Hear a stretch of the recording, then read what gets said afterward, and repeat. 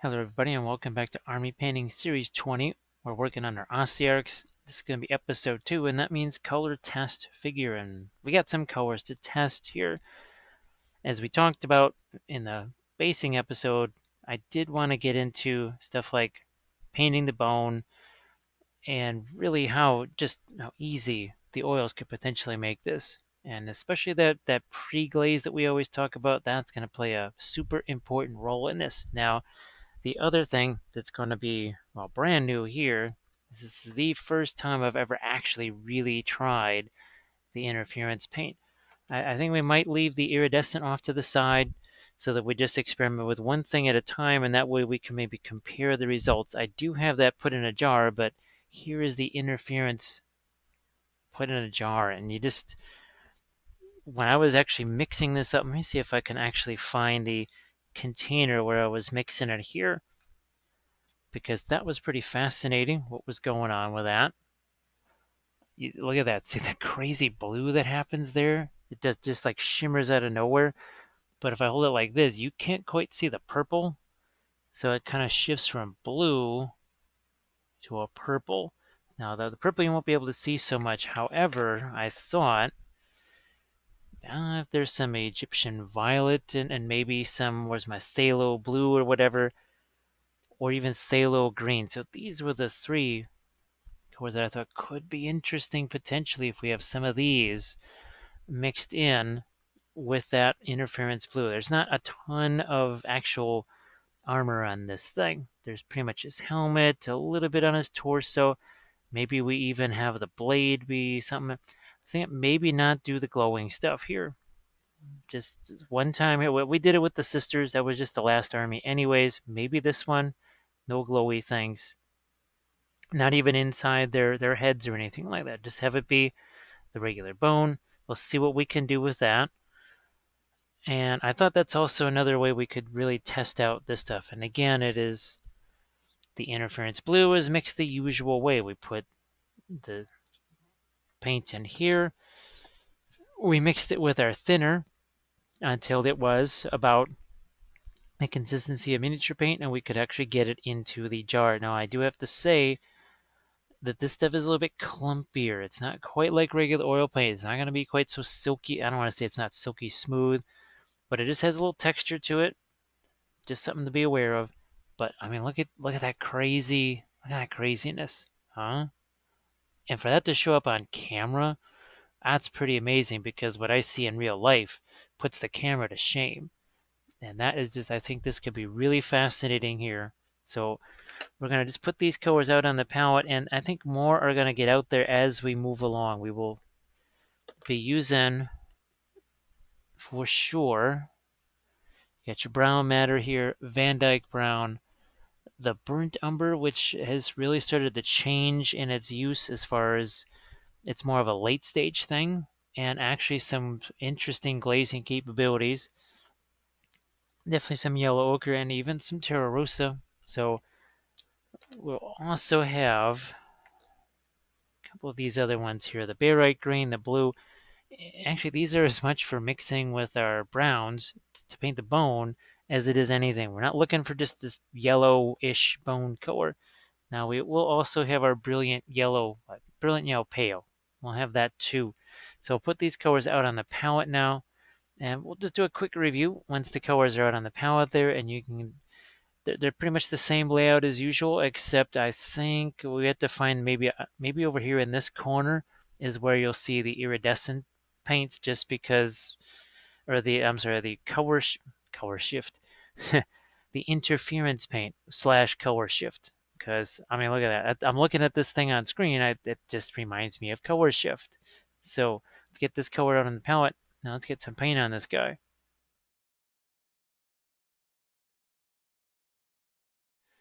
We have our paint out on the palette here. Titanium white, that pale yellow, faux cadmium yellow, yellow ochre over here, terra rosa, brown matter, fanchon red. It's the Egyptian violet. Down here you got phthalo blue, cerulean blue. There you have your blue gray. You have your barite green. There is your nifty little iridescent. No, sorry.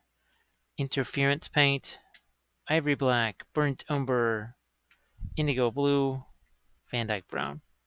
We have our sponges out here too.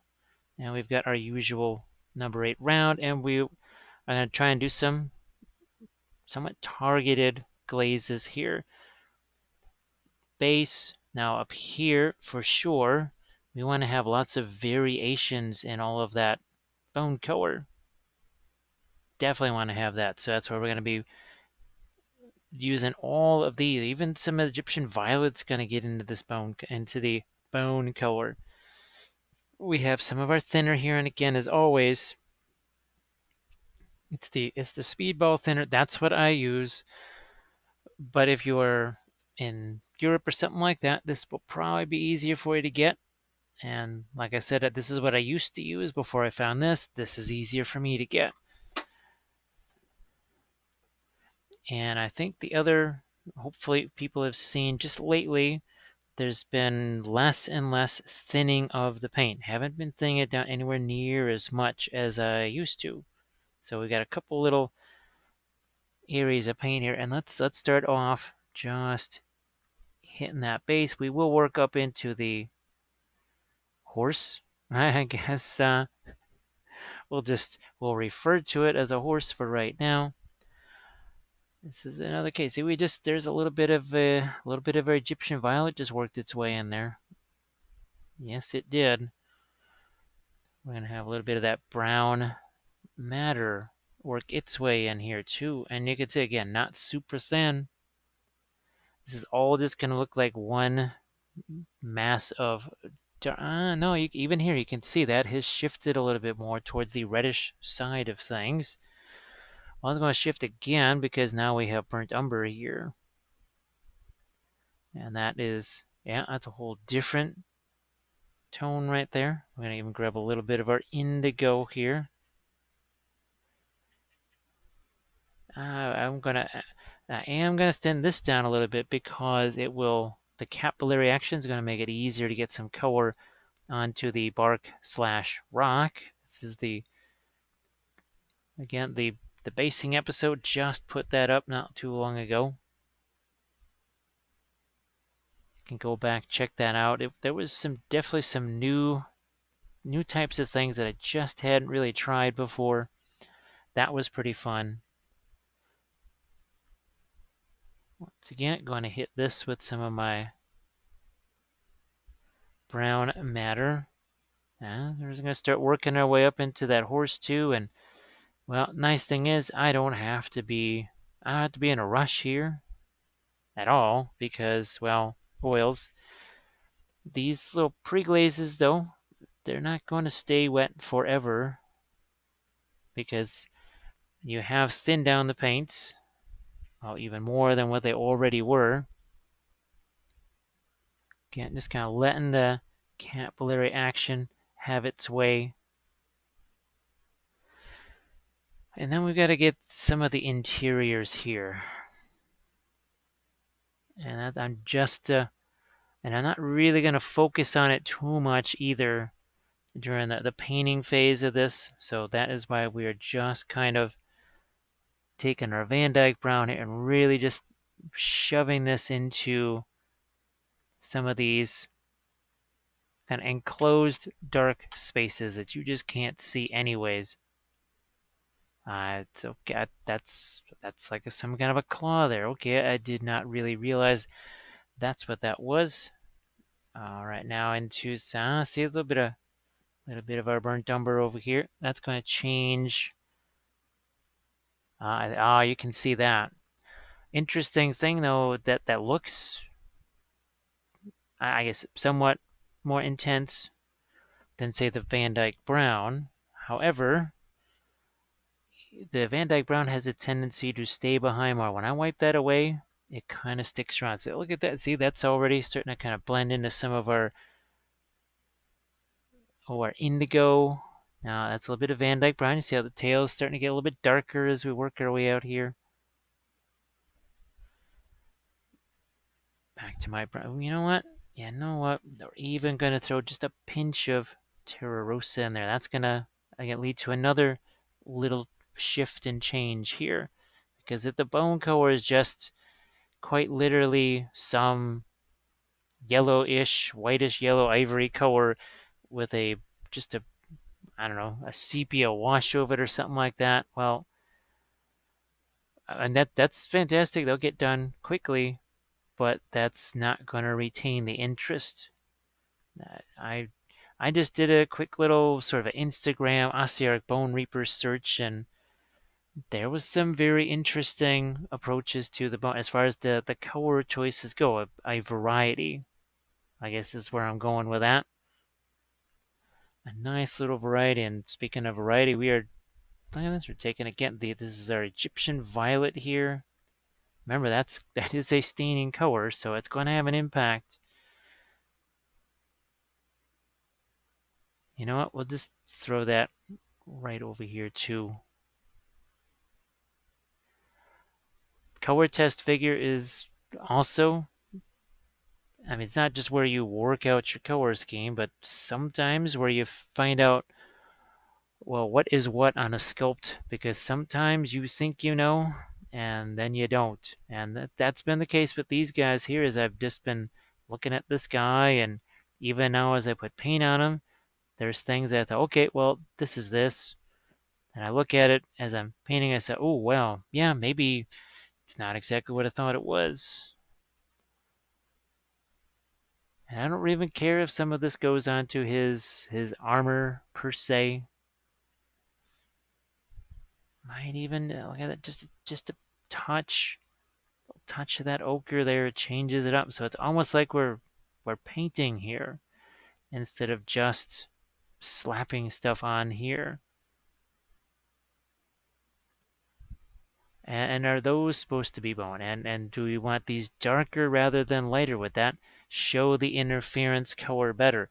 Because remember, I don't know if any of you have ever seen the Turbo Doric color shift video that I did, or just even have thought about it just in general.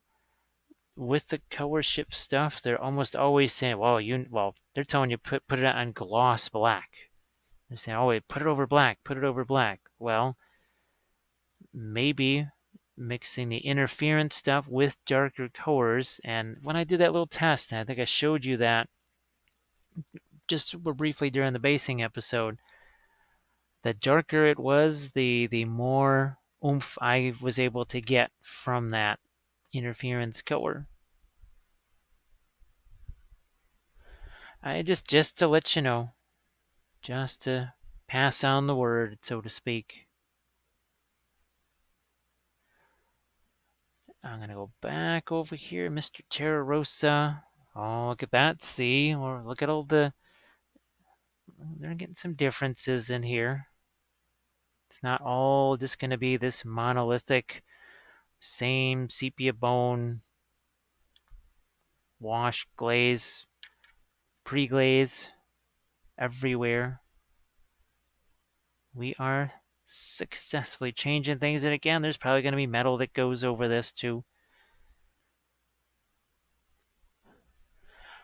The sword, have not determined. I could have him give him glowing swords. It would be fun to do object source lighting on here. I would, if this were mine, it would most definitely have that. But I thought maybe if I just leave this, I don't know, as straight up bone as possible, that could just have some value for you. Now we're almost through this here. Oh, brown matter. Brown matter's going to go in here. And I'm also not thinking about desert stuff, that bleached desert bone necessarily. It's not necessarily that sort of corroded, shall we say, what is that, the bone from the jungle stuff, where I'm always telling you, well, you want that to be almost black. No, we're not looking quite to do that. Not looking to have this be a really waterlogged calcium deposit, whatever, bone color.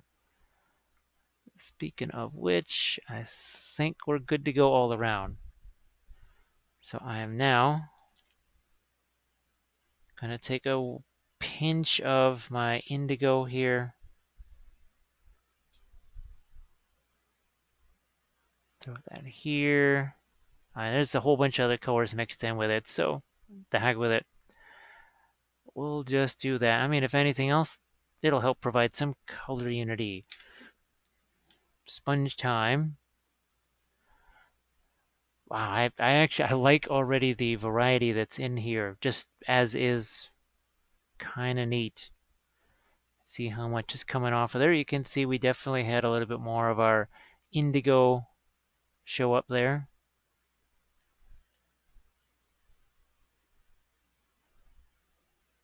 So already we have some nice kind of rich dark shading on our skulls. We're going to start taking away some of this. We can take away as much or as little as we want. You don't have to really aggressively go in there and take everything away. You can leave more behind if you want. I mean, look at that. That's there might be some folks who, and we always talk about this notion of, well, you paint it so far, then you play some games with it, see what you like, don't like, just as far as the units go and everything. But there might be some folks to whom this, and then you just put in that first initial blast of the lighter colors, people might just be delirious enough with that. You don't have to take it to the more, I don't want to say extreme stages, but more and more and more highlights. You don't have to do that.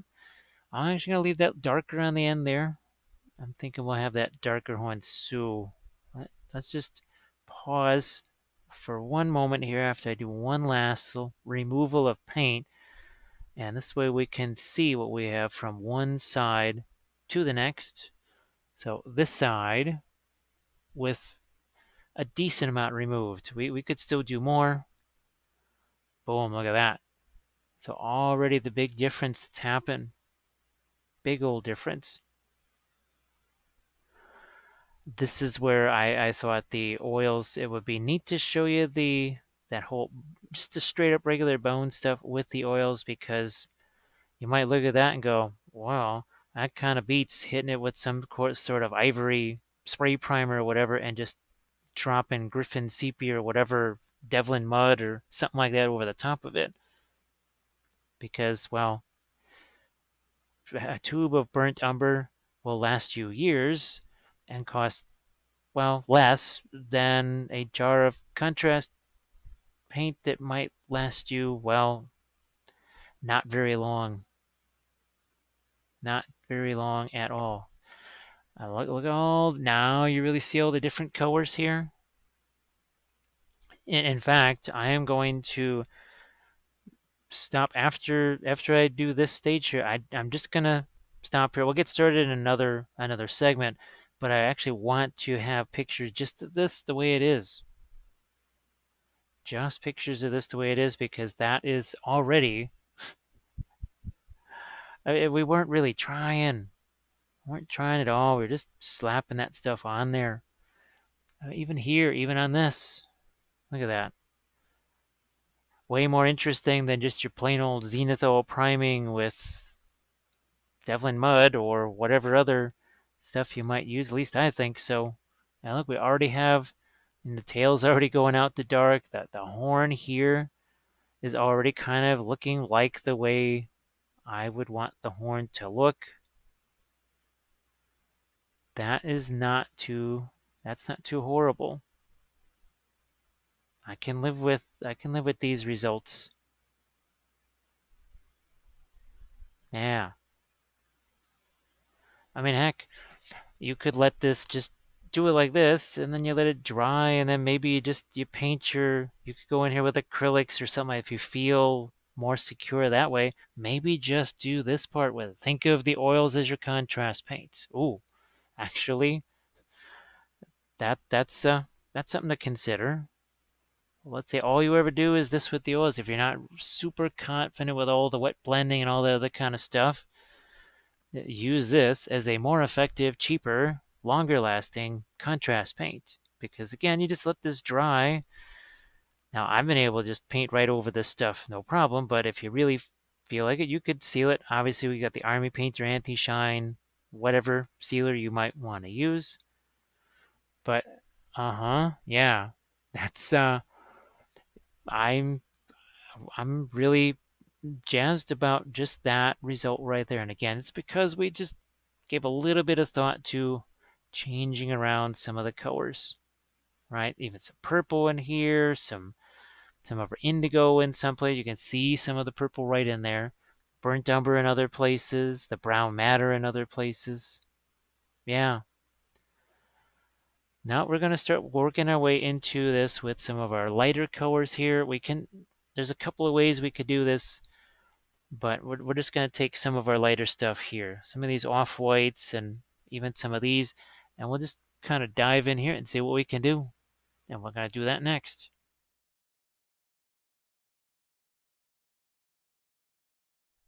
It's time for some of those lighter tones. And once again, we're always talking about dry brushing, right? And these have been interesting. Now this is definitely starting to show some wear and tear right here. So these are your filberts. I'm always talking about filberts, right? These were just some of those cheap filberts that were sent to me. But I think for now, let's stick with our regular brush here. We're going to take a touch of this yellow ochre here, touch of our off-white yellow. Again, less paint is more.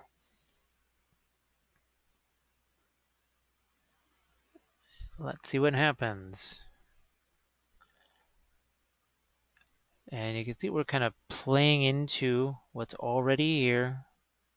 That's that burnt umber, right? Yeah. Especially along something like now, you can see we're picking up some of that darker color here. The whole notion of this is that we kind of want those initial pre-glaze type colors. We want those to have an impact here. We want those to actually affect and mix with the color we got here. Look at that. See, we just picked up a couple of lights there, but it's not dry brushing. It's not that telltale, oh look, dry brushed bone over, well, dry brushed bone, yay. Little more intimate than that, little more interesting. But we're also not going to only just use this yellowish color everywhere either. We're going to change this around.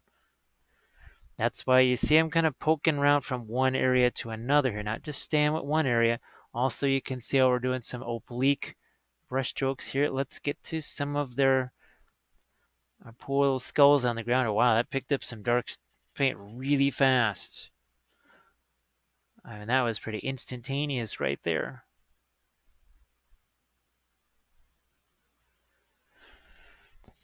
And I'm going to continue here with this sort of yellow ochre-ish color for a while, and then we will move on to something else. See, like here we got it on this side. Not going to do it over here because I want to have some variety. We don't have it on that side of the neck, although this is, as I look at this, that is a more of a grayish tone. That's got a little more red to it, so you know what? I'm all right letting a little bit of the yellow get into that. And look at this. And look what I just did right there. I have to say, you know, you've got those skeleton armies. I'm just saying, I think using this stuff is not just an easier way to get through them. I think it could be fun instead of just boring you to tears. Now look at see, even though I'm still using that same sort of yellowish color, well, guess what? It's a little different because that's where we have the indigo there. So we're already starting to get a different color, but yet, oh, no nasty dry brush marks like here, like there. Kaboom. I have to say, I am just supremely excited over this. I mean, for me, it's again, I like all of the object source sledding, all that sort of stuff, but I'm really, this whole this phase of it, all this bone stuff right here, this was just more with some of you guys in mind and what that could do for you, just making your life easier. Just making it easier. So now let's stop with this. We've done an awful lot with this now. Again, we are not going to be washing out this brush. If we do anything with it, we're going to take a paper towel here, which is stuck under the wheel of the chair, and we're just going to do this. And that's it. That is cleaning the brush. That's what we're talking about. Now, for fun, why don't we grab some of our barite green? But as you can see, guess what? There's still a little bit of the yellow left in that brush. Look at that. See that nice soft filbert we get? This is where we're going to change our color. Look at the light brush stroke here. Feather, a nice fit, and it's going to go like this. See how that brush kind of works in a motion like this? Now, see, we're getting a little different color now. Instead of just, and it's not that, well, if it's kind of that golden brown look or whatever, that's not terrible, but it's more interesting, especially something big like this. This dude's pretty big. This is look at this. And then, compared to the infantry there, that's got some size to it. These are some beefy horses. Take advantage of it. Take advantage of it. It's there. It's all right there. And see how this brush is targeted this way. It wasn't just this way. Very specific directional brush strokes. Now, look at how it's picked up that darker. Now I can really see. I got to remember to do this over my hand. Now I do have some clean stuff on the other side here, but see if we direct the stroke this way, see how we pick up that edge. We pick that up, but we just do a couple of brush strokes. We leave it, and I'm going to do a couple more areas with our berry white green, as we affectionately call it.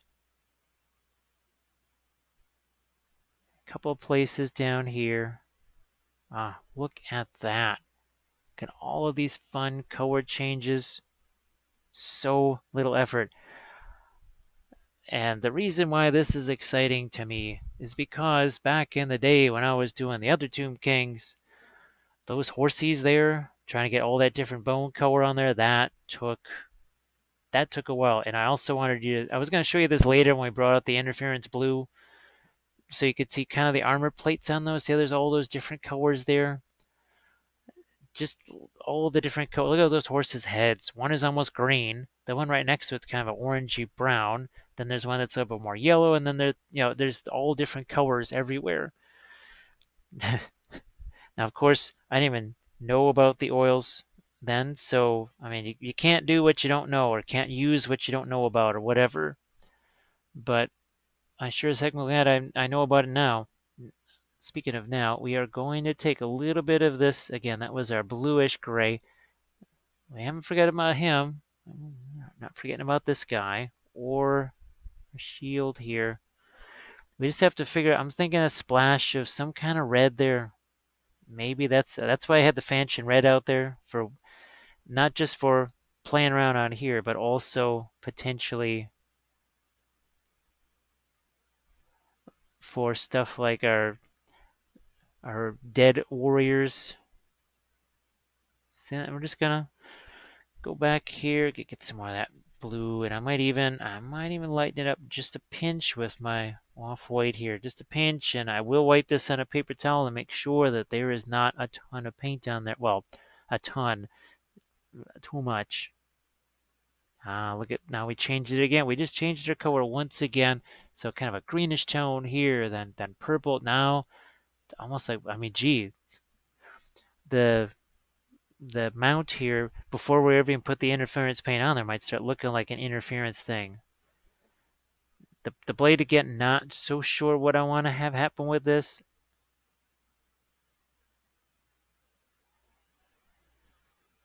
Not quite so sure, but maybe some kind of, I don't want to say obsidian, but maybe something darker.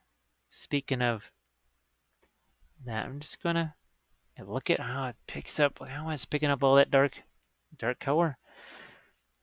It will do that. Now let's start doing some interesting things here. We're going to take some of our white here. We're going to take, just a pinch of that burnt umber. Again, scraping that paint out of the brush.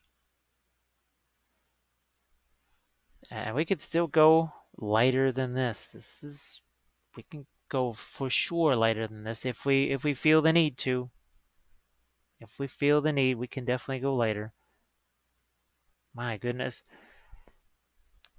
I just absolutely enjoy what's happening here. Now we're going to change once again. Now we put some of our not off-white yellow, some of our punchy yellow here, some of our cadmium, faux cadmium yellow light. It's just going to give me another extra little color right there. So, I think you can see that. I think you can see that yellow in there.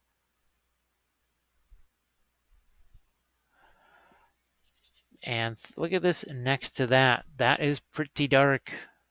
That's what I'm saying. We have got some space to work with here. And here it's almost giving us another greenish as it blends. Look at how it's blending. I'm telling you. Free color blends. Get your free color blends. I certainly would like some. And having been through all this, think of how do this with. If you did want this to all just be a ghostly glow or something like that, who knows? Maybe we even just paint some of the other ones that. Oh, I just noticed that the what would you call it? The shoulder there is actually a big skull piece ish something. So, all right, that's fun. Why don't we now? We will take just a pinch of our titanium white thread and look at we got that nifty little filbert brush action going on. Super light stroke of the brush, very light. See, we keep our red intact over here. We're changing the colors everywhere. Now we're gonna hit this over here, and see this kind of angled brush stroke. It's picking up that darker stuff, but leaving behind some quite fun shading. We change again. We change once again. We're going to take that Terra Rosa here, and we're going to use our off-white yellow. It's almost a skin color right there. It's actually, I really like using this on bone here. Look at that nice little filbert brush there. We're going to get rid of some of the excess. And because here is where I had that purple, right? Thought it could be interesting to hit some of this bone with the purple, and my goodness, just to be able to blend that. Look at how much we picked up there of that original pre-glazed dark. This could be one of the. I don't want to. Actually, I don't even know if I can say could be. I think this is going to be the most relaxing army painting series I've ever filmed because I'm having me a good old time here. And I'm going to play around some more. Now this has a little bit more of the Terra Rosa in it. Now remember, we got some green over here. Now look at this. Now think of this as just, again, more of a mid-tone, but it's taking advantage of what's there because you can see it's got the darker tone in there. Here, let's just get rid of that little mischief brushstroke. Now we're going to go in and target some more things, get some really nice just highlights, and then we're actually going to do some glazes over this too. It's not like you're never going to see glazes again on these, but I really do think, because there's other, I mean, yes, Ossiarch Bone Reapers, definitely lots of bone, but I do think there's other armies. That's why I got the Night Haunts. I mean, obviously, Night Haunts have been around for a while, but I thought that's another one of those armies that people, and again, this is observation here. As we take a look at this, some of our cadmium yellow light, and now we'll mix that with the Terra Rosa, changes that around a bit. I just see people exasperated. They paint a couple of them, and they just they not they have painter's remorse, not buyer's remorse, but painter's remorse when they said, and I thought it would be a good idea. I'd have fun with this. How did I think this was going to be a fun army to paint? And I think maybe if this can get you to that point where, or keep you from that point, more importantly. So there again, look at it. It's like we're color shifting the bone on this guy here. And like I said, this is just 15 minutes of me just sort of, I don't want to say randomly, but just here and there going, how about some Terra Rosa mixed with cadmium yellow light? How about some purple mixed with white? How about some barite green somewhere? So again, I'm gonna just do the thing. Paper towel time. I am just having a absolute blast here, enjoying the heck out of this. And I'm sorry if I keep saying that over and over, but I'm going to try some nice little, let's get some more sizzle into some of these greens here. Ooh, nice. And what's interesting is that it'll almost, when your eye sees it, actually I'm looking at this on screen, and it's not actually that far from what's on here. I look at that and I say, well, that's actually a neat bone color right there, but it's not, it really is green. There's actually green in that. I'm not kidding. Now, let's not lose our cooler green color over here, but just going to let some of this get down into here too. Look at how much of that pre-glaze is still there. I'm telling you, it's around. It is there. I'm going to go back to, well, that'll just be less of a green now.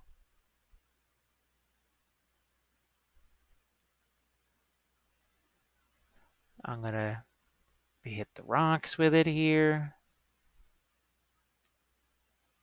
Some of these skulls in here. So again, trying to get different. Actually, I'm going to lighten up the camera here just a couple percentage points more because now we've got that pre-glaze on there. It's just the primer just gets kind of almost overwhelmed a little bit, or overwhelms the camera a little bit.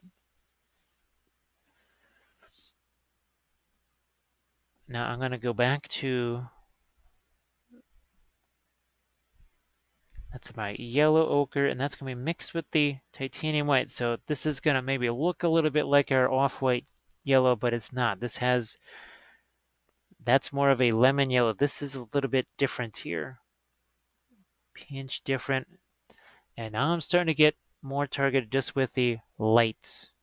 This is concerning some lighter areas now. It's not only about taking advantage of maybe the pre-glaze like we have been doing.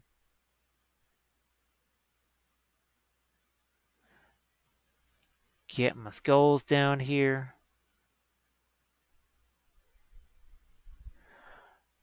And even at this point, we're still picking up some of that initial glaze. Now now we're starting to get a little bit lighter now. But you can see we're only going after a couple of places here, but directional strokes are key. So his feet here, instead of just plopping like this, this way is more effective. Well, at least it should be. Hopefully it plays out that way. And again, doing that swirling brushstroke, see that? If I'd just done this, it would have hit this edge and that edge, but wouldn't have done anything over here. Again, another brushstroke going this way. You saw before we were going this way. So see, we're quite literally holding this at different angles. So we get different angles of attack on it. This is where I'm going to attempt something here. I'm going to take some of my white, some of that green, I saw this right here and I thought, oh, let's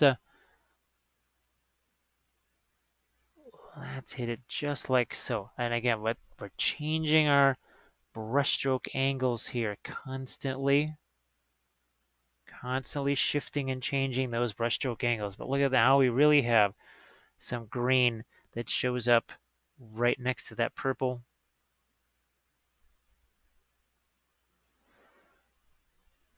Right next to that, and again, we're picking up what's down inside there. It really starts to recede.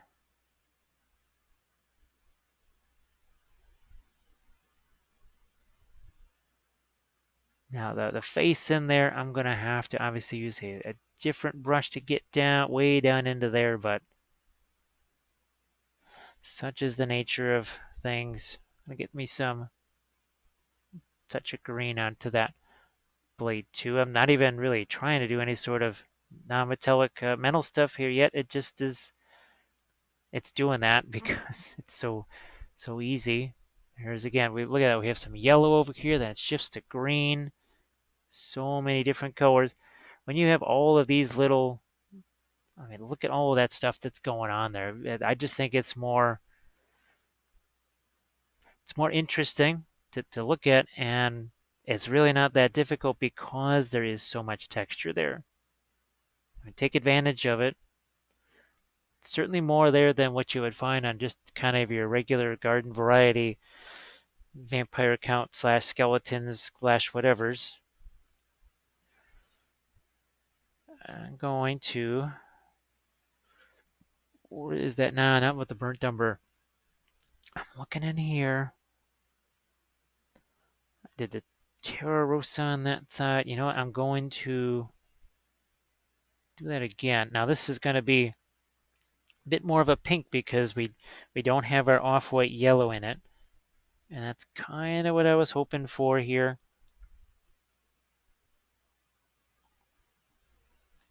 Yep. And so look at that. Look at the blend we're going to get here. And now look, the brush strokes are going to head this way now. We're going this way with these brush strokes.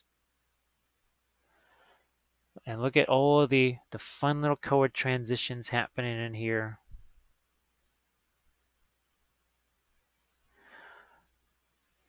But we have to be, gotta be strategic. Gotta be strategic. So I'm picking up some of the purple there. On the underside of this, it's getting nice and light. Also picking up some of that purple.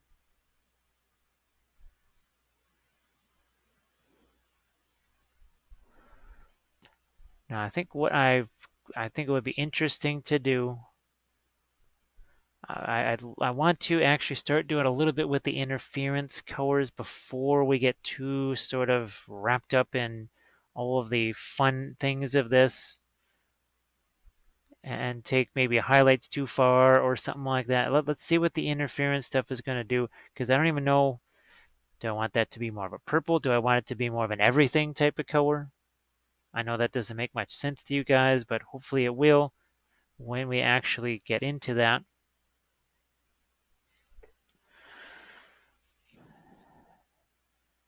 Back to my off-white yellow here. And again, there's still junk sitting in the brush from all the other colors that we've done here. Again, that sort of a swirled brush stroke. See, it's got this motion going to it.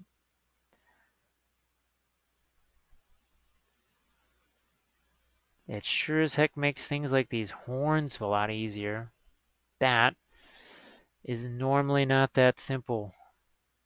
That is normally more involved.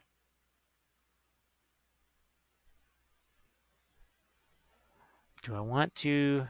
Yes, I will take a little more of my, again, the off-white yellow here, because if we also want maybe to have some of this stuff be stained, that's where we can go in, say, with those burnt umber glazes later on, that sort of thing.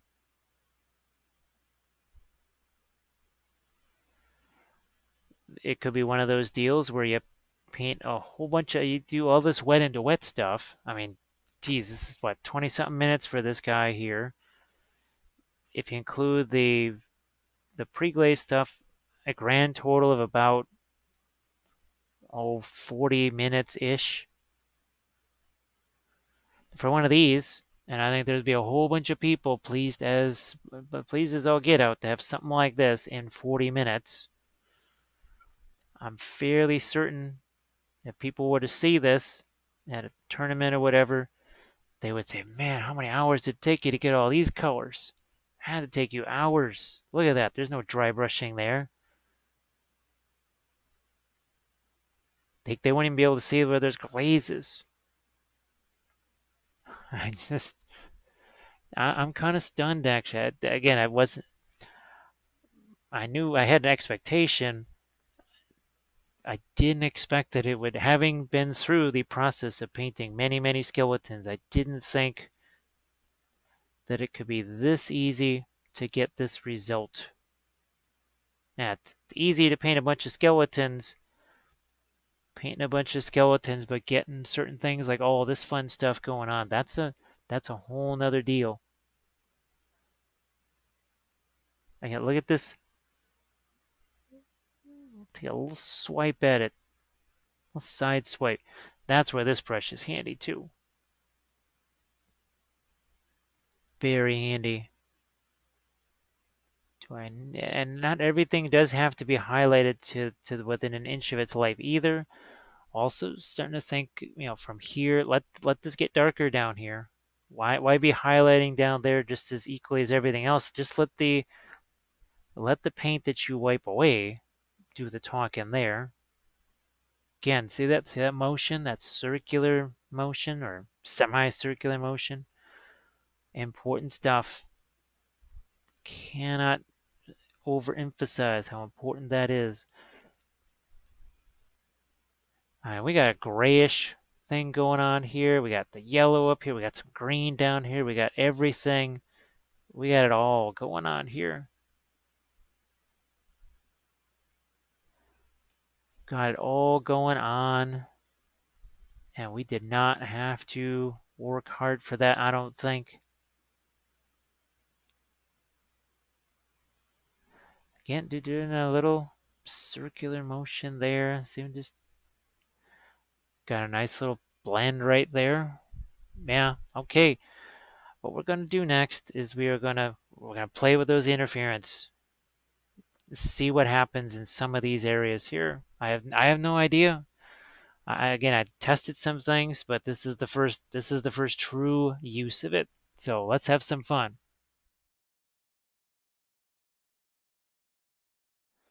Let's see what's going to happen with these interference colors. Again, I have no idea what to expect, and I don't even know what you're going to be able to see, because that just looks like a blob of nothing to me. Well, look at that. Okay. So and again, this is interference blue. I think there's magenta, green. No, there's red, green, violet. I haven't gotten the other ones because, well, my intention was to mix this with just regular oil paints here and just see what happens. So this is being mixed with, wow, that's with the Egyptian violet. This could be some interesting wow, that could be very interesting Zinchi type stuff happening here. Ooh, but unfortunately you really can't see the purple in that. I might play with the white balance a smidge. So this is over that darker. Yeah, I think you can see that transformation there.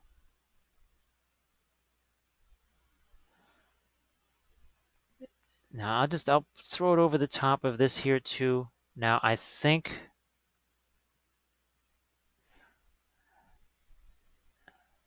because again, this is the first time I've painted it on anything. The only thing I ever painted on was that little piece of board.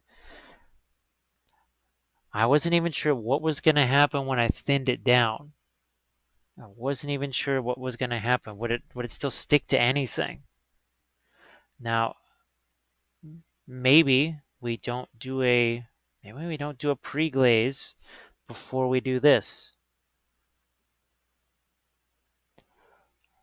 Oh, okay. I guess we just have to be really, really, really, really targeted with this. Now we're gonna Again, we're taking the Egyptian violet here, mixing it with the interference. I am hoping that it shows. Oh my goodness. Huh. All right. I don't know. I'm thinking potentially you've got yourself the oil painting version of a color shift paint here, which is that was sort of my outside hunch. It was a hunch. I was just kept playing a hunch there, thinking, well, maybe that's what this is. I couldn't be sure, and I'm still not convinced that I would need to have the other interference colors like the green or whatever. But I think I think the magenta one. I don't. It doesn't really look like you need it because I'm mixing obviously this blue one here. So let's look at this side versus that. So clearly there's something going on. I think you can see the purple there. Now remember, there is no actual purple on the minute. I mean, there's a hint of that here. Now it could take a little effort to build up. I will say that, and this also on the palette, it just looks crumbly. Can you see the? Can you see those little crumbles there in the brush? But that doesn't really transpose to the miniature then.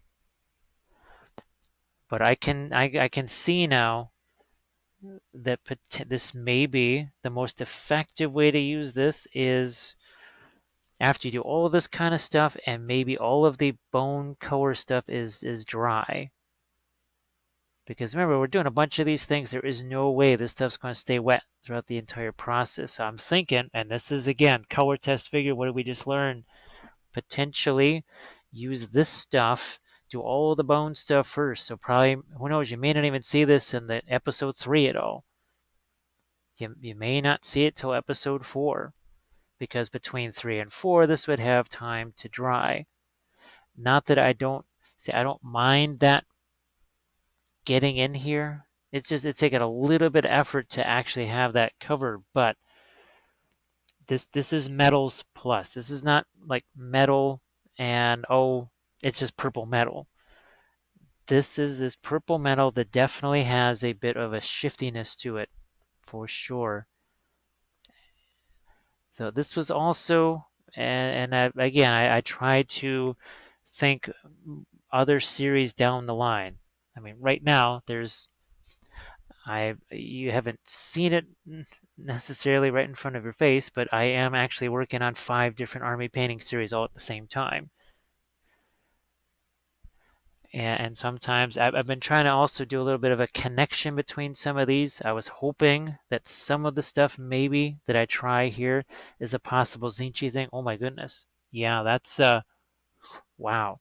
What just happened there is fun. So just for right now, that is gonna be kind of my working theory is that we do all the bone stuff first in episode 3 and really focus in, lock in on that, and then maybe do this afterwards. I think it'll be easier to get this. Man, I'm enjoying this. Again, this is the interference blue mixed with the Egyptian violet, which is also hashtag diazonine purple. So now let's see if this makes it any lighter. Can we get any lighter than this? It seems like it, but man, that really has to be gentle. And there's no way I'm mixing white in with this either. That is definitely, I think, a really fast way to kill this off. Now, maybe on the symbols here, I mix the interference blue with something else. Maybe with the cerulean blue or the phthalo blue. Now, phthalo blue, maybe phthalo blue cut with white could do the trick there. So if I'm going to do this, I'm thinking of taking some of the interference, and I'm going to take a different brush here. So, I mean, it's not like it's not gonna dry on the brush or anything like that anytime soon. I'm just going to here snag a different, little different brush over here. This is one of my sables here, my poor man's Series 7. So let's just play around. Let's take some of this. Oh my goodness. I didn't think I was going to like that, but wow. Indigo blue. That's just pure indigo blue mixed with the color shifting and sorry, with the interference blue. All right, sword time. Huh? Yeah. Yes, indeed. That is fascinating.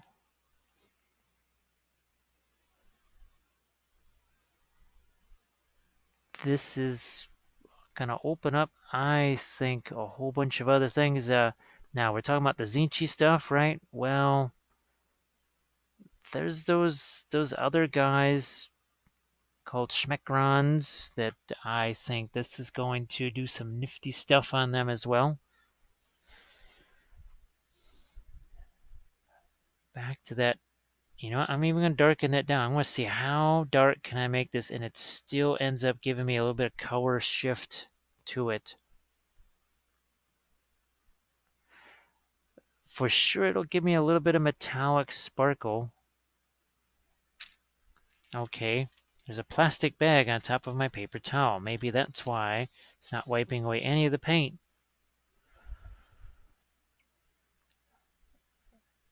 I'm going to take cerulean blue here, and I'm just trying to find a spot here. I'd like you to be able to see this. So, and this, I did thin this down again. It's not, the first time I used it was just out of the tube because I wasn't quite sure if mixing it or thinning it down would kind of, I don't want to say destroy it, but kind of remove the effect of it. But okay, so that's our cerulean blue mixed again with this.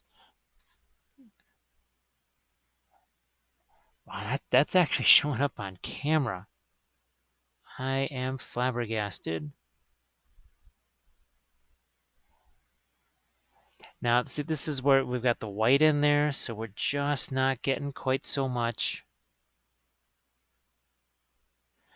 And I see that the color shifting stuff doesn't have the capacity to lighten that. Now, of course, that could be because we have the wet paint here. So we're just starting with the experiment here. The experiment definitely will take other directions as we go along with the rest of the unit, but oh my goodness.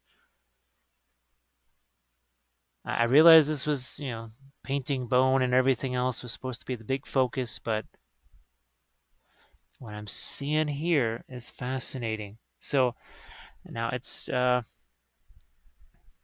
get a little bit of this.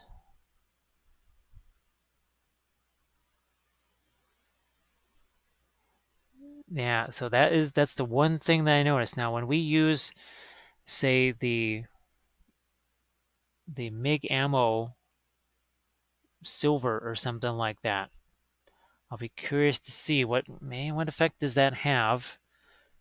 How does that speaking of colors we haven't tried yet, let's try ourselves a little phthalo blue. Now this is the one that I actually did try. This is the only one that I actually really experimented with before, and I knew this had some punchiness to it.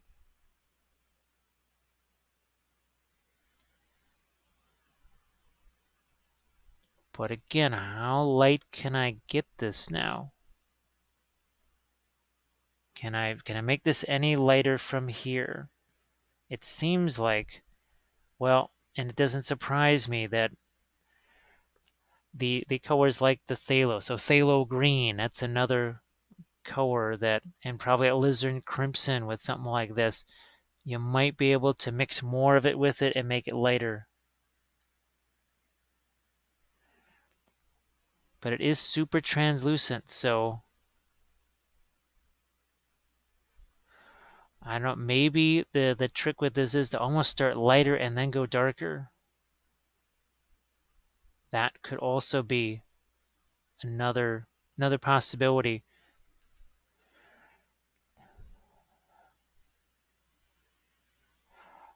Here's my phthalo blue here. Might pop some of that right here. So I'm seeing, this is the thing that I notice here, is that where we've got the white here already, it kind of is going to take away from some of the zip of your interference colors. Well, once again, I'm going to see just how much lighter I can get on some of the, and maybe this is as light as I can get. Maybe I have to go just darker, because you can't think of this stuff as a white in the classic sense, because that's not what it is. It is not opaque in any way. You think some of the transparent oil paints are transparent. Well, that just pales in comparison to how translucent this is.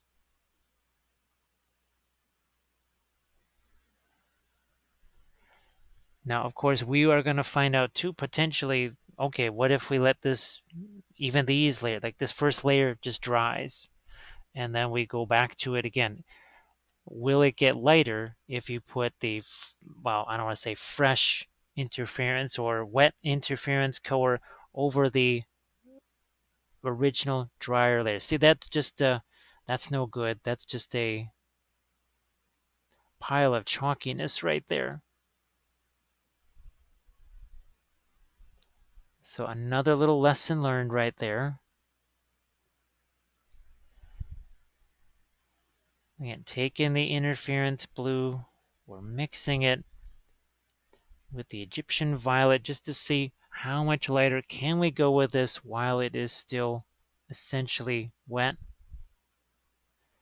It does want to wipe it away, though. I'll say that you will have to be aware of that. So it's not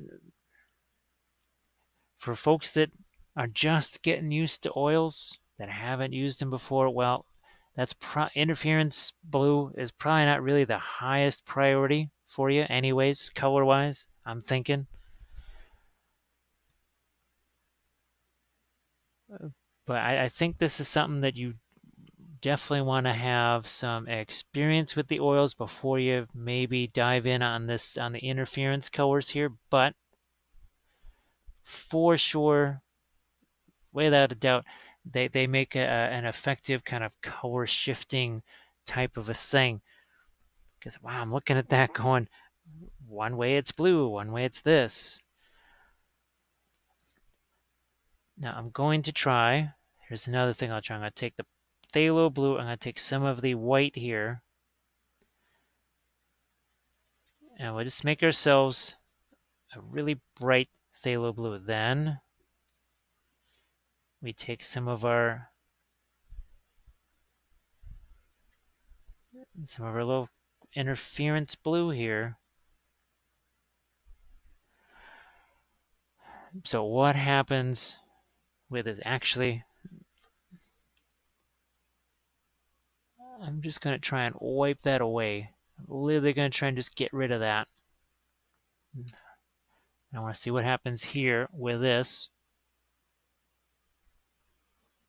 Okay, so that's covering. Whoops, that might have been a little. I just put a touch of thinner in there just to get it to flow a touch. So now that's more effective. Okay, so that's just taking so I took the white, mixed it with the phthalo blue just to make that lighter just in general. So yeah, you can only do so much with the interference as far as making things lighter. Is this making it? Oh, that's making that lighter. But do you lose some of the color shift capabilities is my next question. Hard to tell. Hard to tell. I'm loath to throw more white in there, but I'm just going to. This is all. It's all about experimentation, anyways. It's all about the experiments.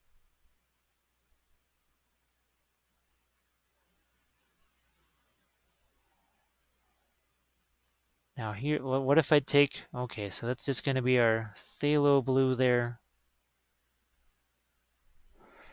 And like I said, what if we let that dry or whatever, and then hit that again afterwards. Once it's dry, hit it again with something like a color shifting stuff.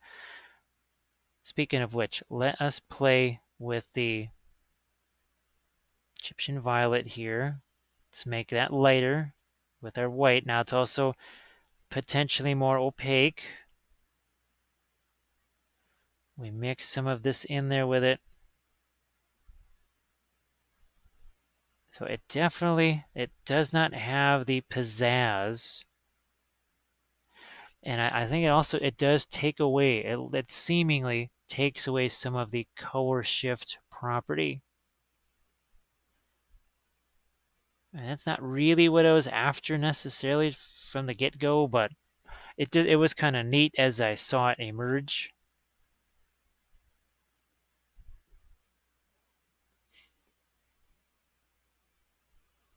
So here we're just again, I want to see, can I just physically make that any lighter at all? You will potentially want to have another thing of thinner, right? I mean, if you work with metals at all, it's kind of the same thing. It's not that much different. If you don't want to get metallic paints in your skin tones, well, then you then you have to have a separate cleaning station there for it. So I can see that it's difficult to make lighter, but again, doing some interesting things for us. I'm gonna see if I can't. Yeah, see, it's not like in the, does not want to go over that. You thought it was hard to get oil paint to cover before. Well, I don't know. I'm gonna thin this down here a lot. I mean, this is really thin down. Let's see. Does the thinner interference paint stick over the thicker? No, it just wants to wipe it away. And that is what I was kind of expecting there. So yeah, it's just going to want to wipe it away. So that is something I believe if you want this to be lighter, maybe you start with the lighter interference colors to begin with, and then maybe put your darks over it, or you just let it dry. And then maybe layering a couple of interference colors on top of each other could also be an interesting experiment too.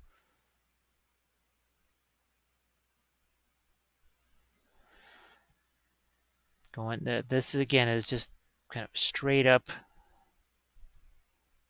interference.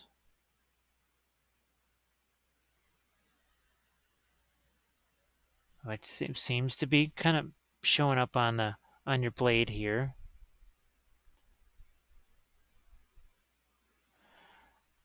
Well, that was a very fun experiment. Again, I'm learning something here.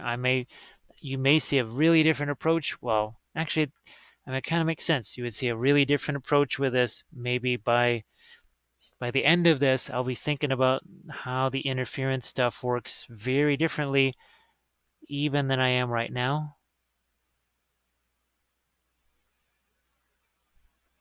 So there, I just kind of put a blob of that there, and I'm just pushing that around.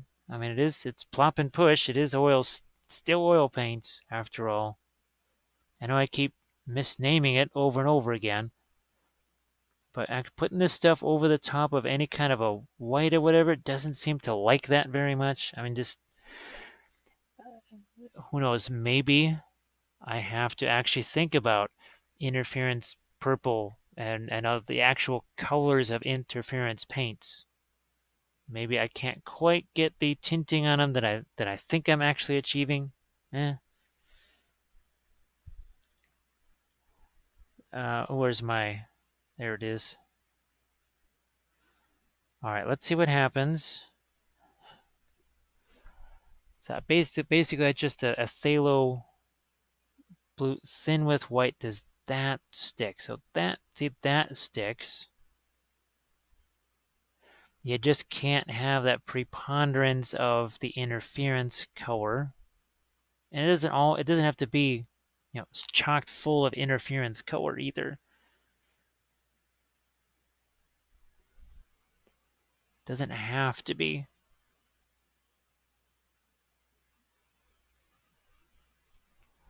And I'm just, again, I'm simplifying some of the colors that I would normally like on this thing, but again, trying something brand new, have had no idea what to expect with it. So in our next little segment, what we are going to do is we're going to do something with the cloth here.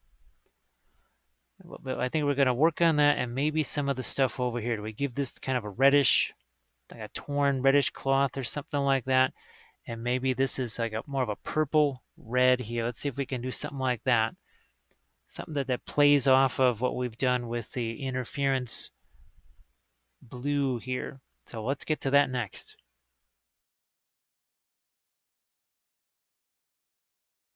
So we wanted to see what we could do with this cloth right here. We'll take some of our violet here. We have some of the white there already. So that's looking sufficiently different from our interference color. That was the other thing too, is was it like a fool's gold type thing that I really, was that not quite as different as what I thought it was? Who knows, maybe we can even do some freehandy type stuff on these guys here too. All right, we got this symbol over here. I know there's I do have the Codex, Army Book, Battle Tome, whatever. And I know there's different symbols for different whatever involved with this. With the Osirix there, I have not had really a time to any time to just look at that. But I don't want that to just be a plain old dead purple. Yeah, that's what I was thinking. Do we do something that's freehand, or do we incorporate something like a, again, this is more of an alizarin crimson right here. Or do I just use the brown matter? You know what? Let's not introduce a whole nother color. Let's just stick with something like brown matter here. Yeah, see, that almost gives it a bit of a pinkish hue there, which I'm even going to see right away. See how I started to just inject that into my bone color over here. That's where things get interesting. Way more interesting. I was already kind of seeing this sort of a color anyway. Now I am going to let a little bit of my off-white yellow get in there.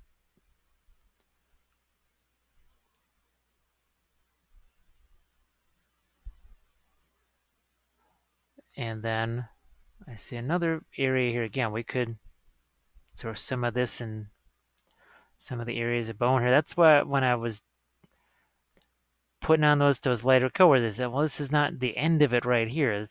We're not just doing this little bit and that's it for as far as the bone colors go. That was just getting the ball rolling. Just getting things started.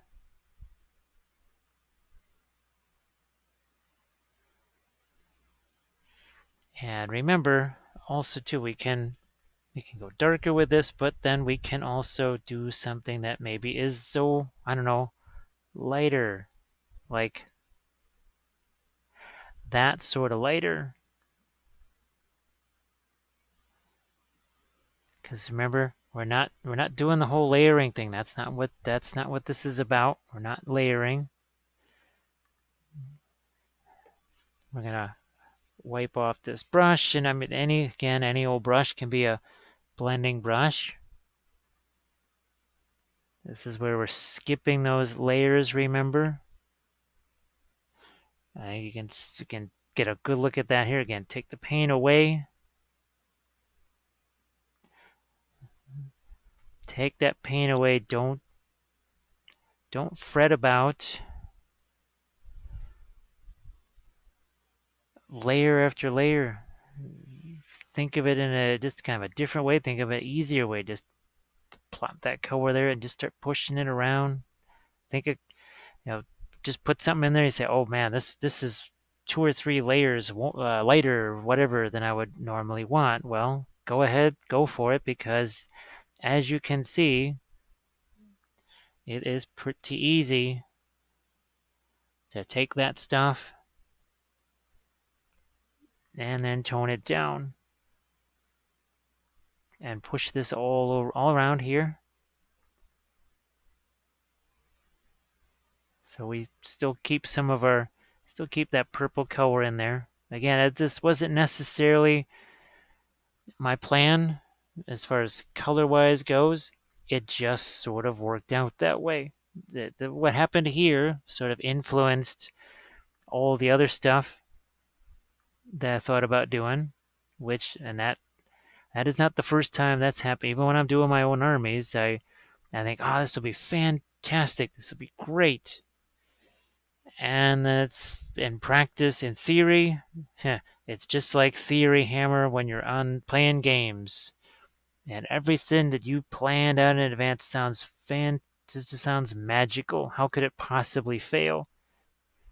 And it most definitely finds a way to fail. Sometimes as you're doing this, you just say, well, yeah, that's kind of neat, but not really what I was looking for. Or I would have liked to do this, but that's kind of, I actually like this better. I should go in this direction. It's this competing thing of, I don't know, I don't want to say self-doubt or talking yourself out of something, but a lot of times you just kind of, well, talk yourself out of things. So now let's do, you know what, I think I'm going to grab some of a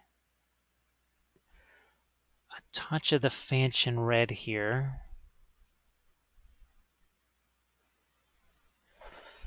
And let that work its way. See how that's, now here's it's a transition without being color shifting, as in, well, we've got ourselves color shifting paints, but we just get another little nice and easy transition. My goodness, I picked up an awful lot of the purple there.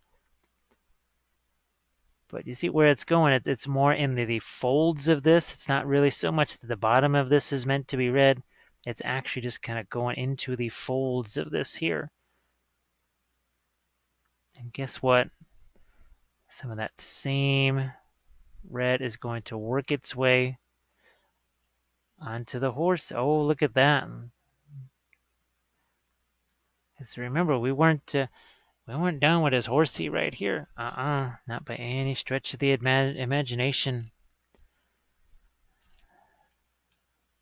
So my little filbert here, I'm just going to use that as a blending brush here.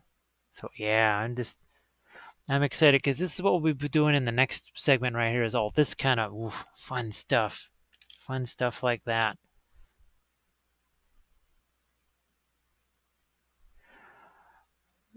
So getting some more, and it just, you can see it's a little hint of it now. Okay, we're going to take this, we're going to take that brown mat. Now we got a different red here. This is a bit of a warmer red. And that's going to go into here. And I am going to try and let as much of the existing color that's here mix into that as possible to kind of dull it down. I'm looking for a hint of red there as opposed to some kind of bright red. I'm thinking we're also going to need to do some rusting on that shield as well. And this is, it's sort of inside out here. It looks like a little bit. Maybe that's good enough there. Let's start thinking about, I'm thinking a glaze of this Van Dyke brown here Is that enough? Ah, yeah. See, we're getting capillary action here.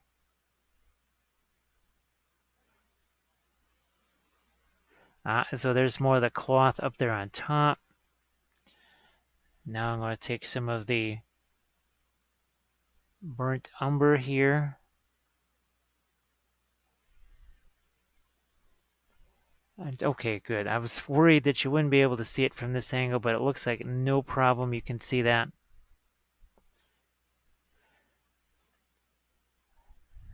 I am going to...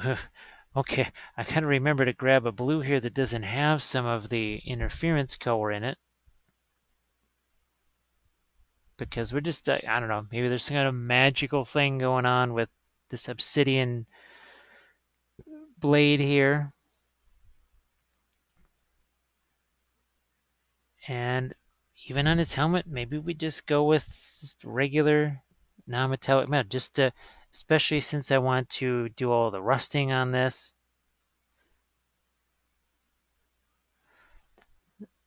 I'm also seeing again that there are limitations to the interference colors as far as how thin down they can be.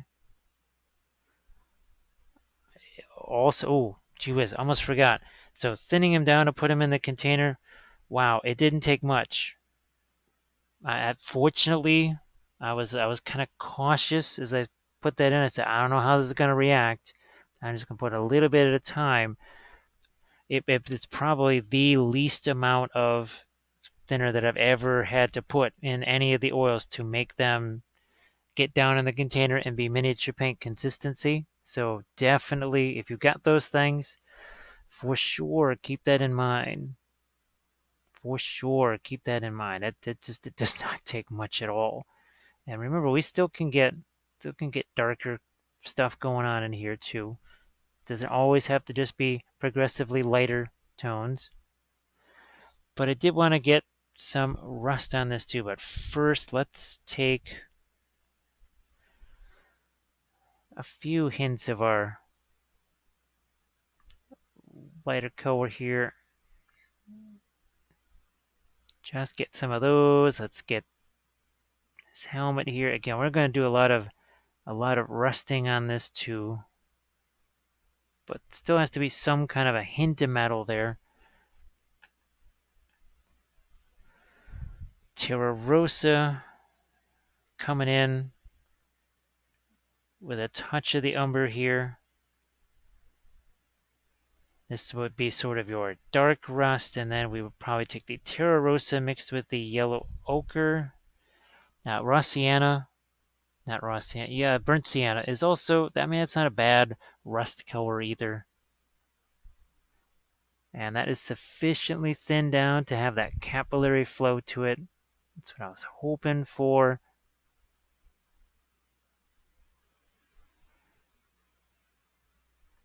Again, hitting that with a little bit of the rustiness. And let some of that get onto the wood right there.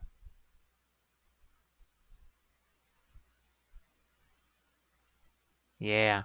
All right. Yeah, we'll hit that a little bit more with some rust or whatever.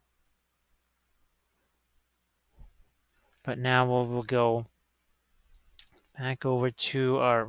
We don't want the interference paint there. I just picked that up and I went, wow, that's a sparkly brush. Let's take some of our Van Dyke and burnt umber here.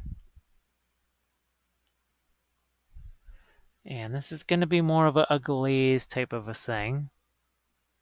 Not equal everywhere. Almost a bit of a staining sort of a thing going on here. And where we have edges like this, since it is not water, can play with those edges like that and not have watermarks, which is yay. And now we'll make it just a touch darker here. Let's go with more of a glaze approach here, but I want that to be lighter and actually a little bit of that pink. We get some separation from the leg there, so I don't want to kill all of this color transition. And see how that went all capillary action on it? Well, look at this. I just take the moisture out of the brush and then we just push that around. Works out just fine. Gonna hit the skull there again just to make it darker. Well, we have one of our quad zeros here that we are going to, yeah, let's just get a few lighter things going on with the helmet here. Maybe even a few on the skull.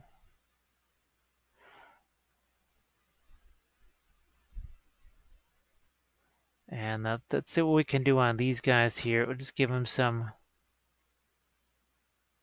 few touches of lighter areas. So we're going to go back in and probably hit some of that with a glaze too.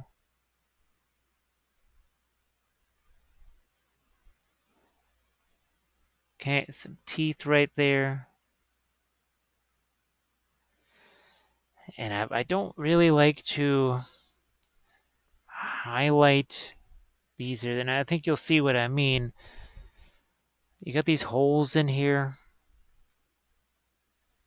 and something it might be more interesting. I don't know. It could be more interesting to do something like this. Now, this is not terribly watered down or whatever, but if that area where there's a hole was to just be darkened down there,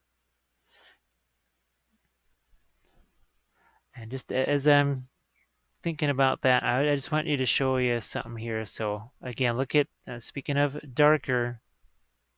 So look what that does there. So again, we're going to be doing a lot of other things here on our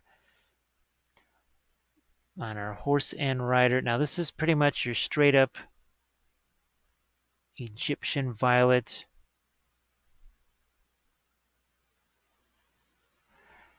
Again, using that kind of a scumbling type brush stroke there to let that blend a little.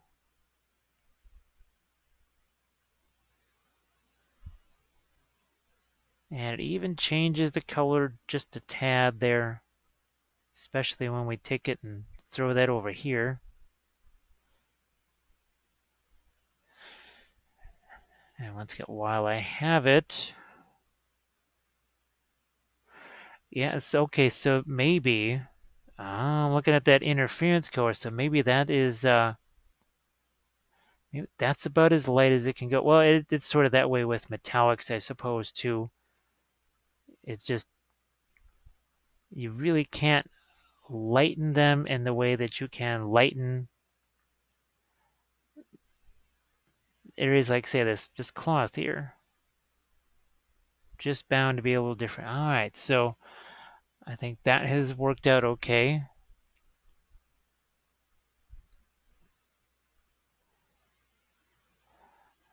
I'm going to get a couple of shadows here. I was tempted to work in a little phthalo blue. I know that's probably not really going to show up on camera. Again, it can be tough with these really rich dark oils sometimes to get things to show up on camera. Now we're going to use this as more of a blending brush here, because we have a whole bunch of different colors going on. Now we're just going to let those blend together.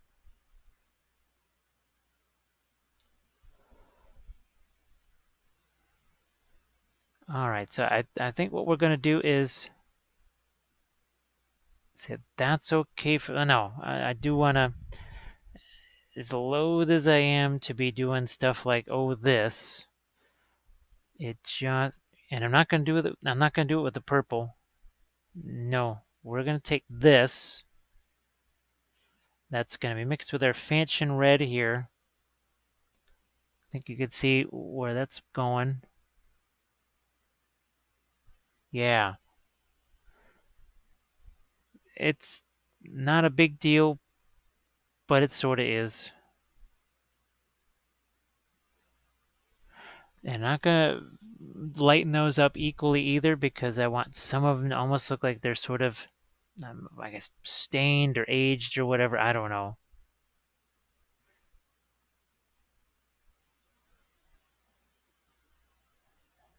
Not equal everywhere. And then maybe I will just, and just a few areas here.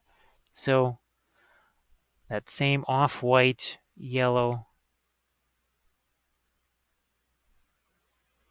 just hit a couple of those.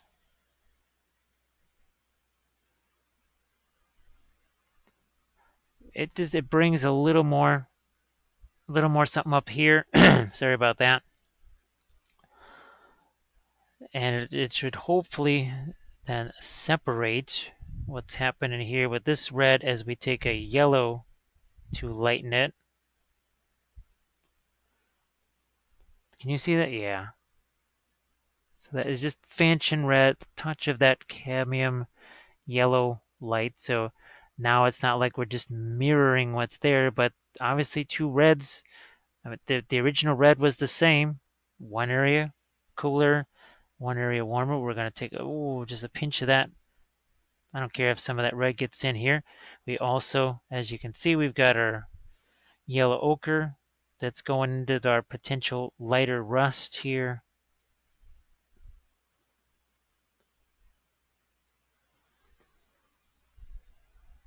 On the shield, on the helmet.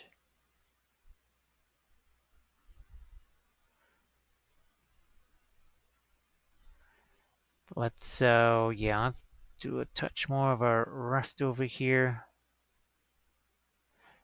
And then potentially some kind of wood texture on this. I almost stuck the brush down to the interference green right there. That could have been interesting.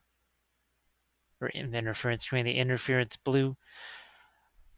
I am tempted to give the barite green mixed with the interference blue a try, just for the heck of it, and see what happens.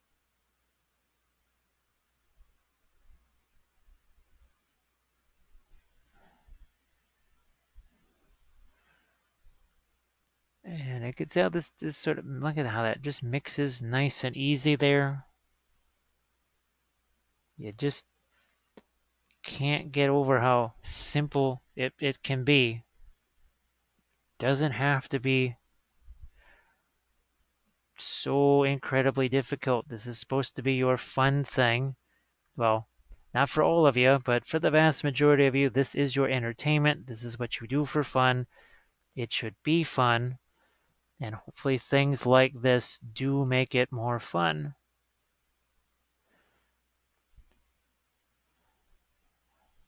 Because if the oils and the other thing like this gives you a result like this in just a couple of hours, I think, yeah, I don't think that's too horrible. I will. Yeah, I'm going to go back to my quadruple zero here. So that's another case of not every one of the Dick Blick triple zeros is the same. Sometimes they're better, sometimes they are not so great.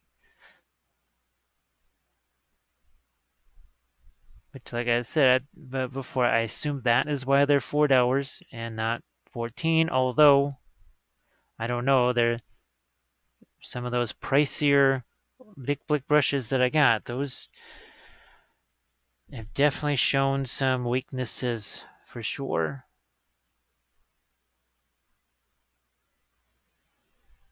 Now here's where I'm just going to stain that red just a touch.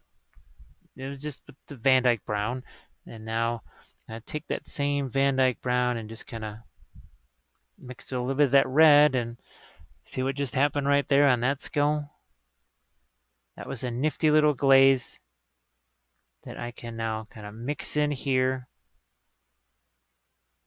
and not have to worry about any watermarks. It's fabulous. So next up, we will go back into Look at all that fun stuff going on with the bone colors there. That's what we're going to do next is we're going to play around with these, some midtones, even some highlights too. Even some highlights too. And we're going to do that next.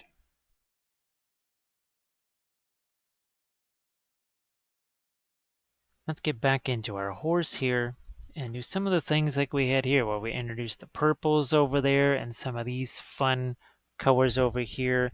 Maybe we introduce a couple of darks here. Let's take that's a little bit of our burnt umber there until we can kind of reintroduce maybe some darker things going on there. We don't want it to be too extreme to where it starts to look almost like metal. But here, so this is going to be more of a, I think we'll go more of a glaze here. So see here on this foot, maybe we let a little bit of that kind of capillary action do its thing. Here on the elbow,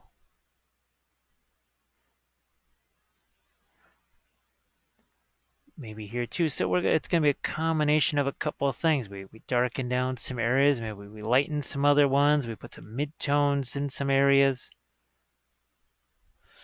I think we are going to get something darker in here and then go back in with maybe some greens there too. We're going to maybe reinforce a couple of these darks in there.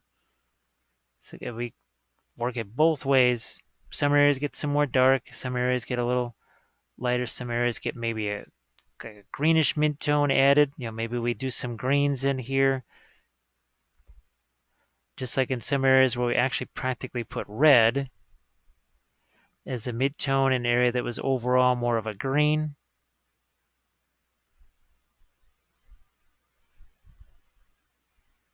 I'm seeing some other things here, like here. Okay, that's that Van Dyke brown. We're just kind of making some of these things darker. Now we talked about some greens here, right? Well, let's get some real genuine green on that brush, and that's our barite green. And it could look really interesting next to that purple there. See that nice little, again, nice little transition there. But I have to go back and get some more of that green because it's picking up my darker color.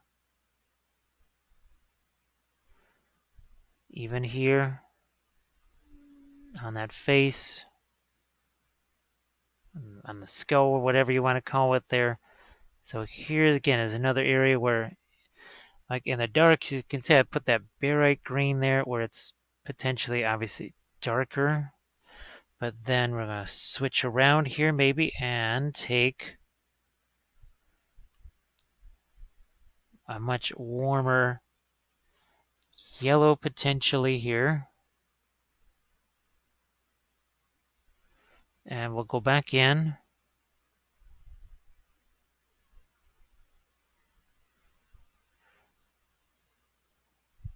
Okay, I was thinking that might just be like a spur or something, but no, that's actually bone. So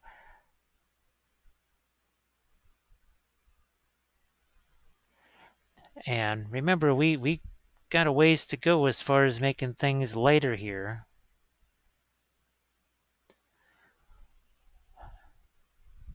And we can maybe find somebody. Look at how much lighter again that is.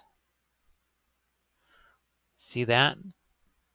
That's why we remember at a certain point in that early phase we said, all right, that's enough with making things lighter. Let's get away from this and let's do some of the other stuff like all the armor areas. Give that interference blue a test to see, well, okay, how much room do we have to go with? Maybe some highlights on the rest of the horse here, given what we're doing with the blue-ish armor, blue-purple armor. So look at that, really is starting to getting excited for how that horsey looks. Now, I hope that the infantry are as much fun as the horsies are to paint. You know me, I love me my horsies. I love the horse. Now these are some really different horsies right here. I have to say these are definitely a massive improvement over the Tomb King's skeletal horses, without a doubt.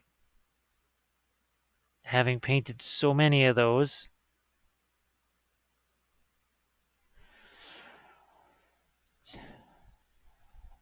I've got to.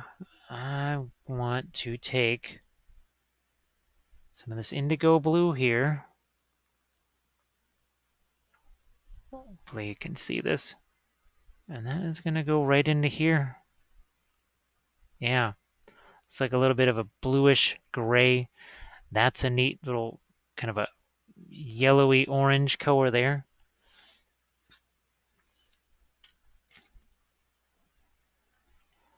Which means I think we're going to gather up some of our maybe a little bit of our yellow ochre here. And I'm just going to have a few things kind of available to work with. And well, guess what? We're going to find ourselves some lights over here.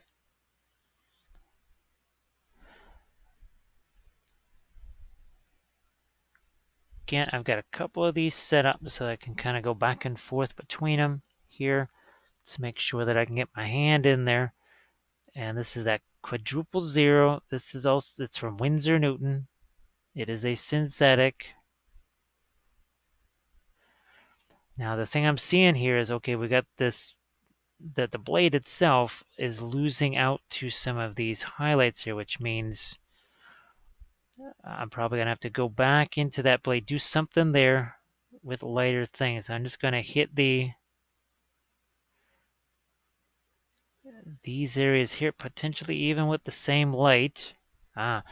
So yeah, that kind of works there, actually.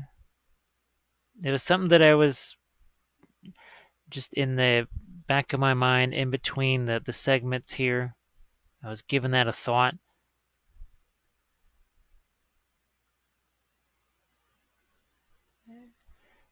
Just to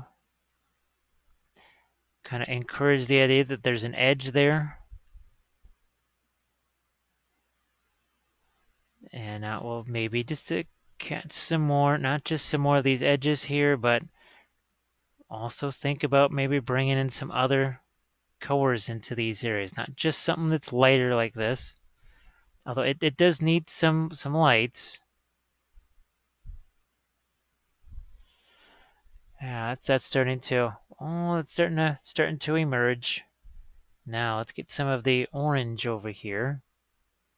So that's some of the Fanchon red with our cadmium yellow light. Just trying to offer a little different type of contrast than something that's just, well, straight up lighter. Now here we're going to take some of that indigo blue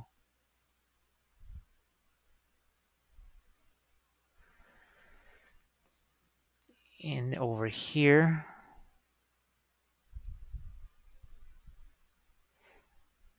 Oh heck, might even go into this cloth here too. So again, not everything is about making stuff lighter. It's sort of a back and forth process. Now I'm curious to see what I get here from an indigo and cadmium yellow light standpoint here. That as far as a green goes, which we are gonna, I think you can see what we're doing here. We're gonna just blend that in here, as I just saw a crazy little purple brush stroke there, and I thought, oh, let's make that more interesting. We're gonna take some of this green into here. You can see that's also kind of pointed towards the ground, where, guess what, we'll have some more greens down there too. That was indigo blue and that sort of faux cadmium yellow. That makes a a more intense, well, I don't want to say intense, but it makes a more interesting green than I expected. I thought it was going to be more of a dirty green. It has more life to it than I expected. Oh, look at that. That's green over the top of our purple here. I don't know, I'm guessing that a bunch of people are going to be shocked at the amount of green that's going into bone that's supposed to be tan and everything else. And this is a relatively dark green here, and it still is actually looking pretty light in comparison to some of these areas here. So pretty interesting.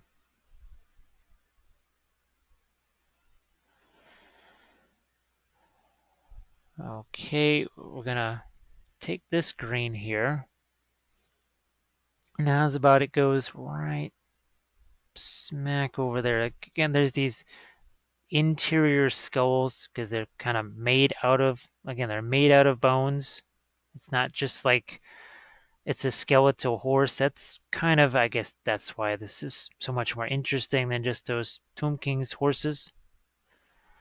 Now we got almost like a pink here, and so instead of just that skull being more of a, okay, like a brown, actually I'm just gonna let a little bit of green hit that skull that's on the inside there. And there's another one over here. So that's, again, hopefully furnishing something more interesting to look at right there.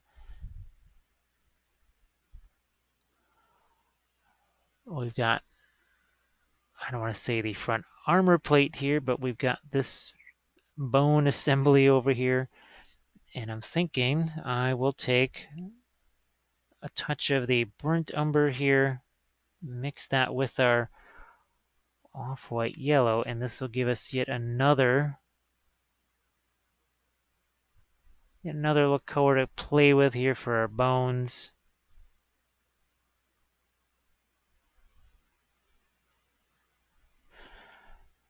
I'm gonna go over here to my regular titanium white and just to find myself a couple of highlights over here.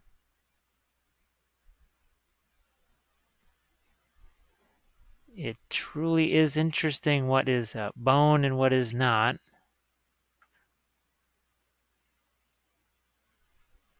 And it's really up to you to designate. So again, I've had the idea of potentially just making everything that you would see here that would potentially be bone, but make it all just be metal. And I'd still like to do something like that.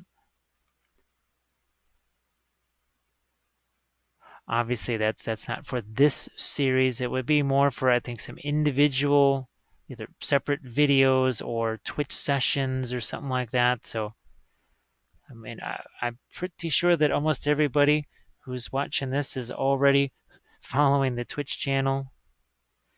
But if you're not, I sort of recommend that because, well, it's a way for you to potentially ask questions live, and you could ask questions about one of these videos because that would be actually kind of neat.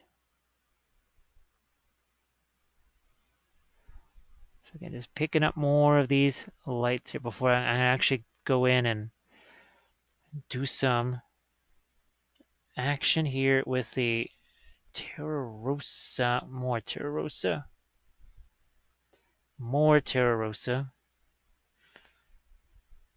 and the umber here. Hopefully I'm not just making brown matter. I think it's a little more intense than that. Yeah, it's or more orangey, I guess.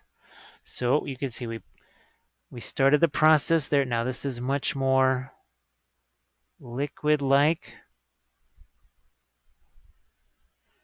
And then we will just take that and spread it further down the liner. So see, we just change that bit around. I'll go back to this. It is kind of almost like a glaze color there. So that gets a little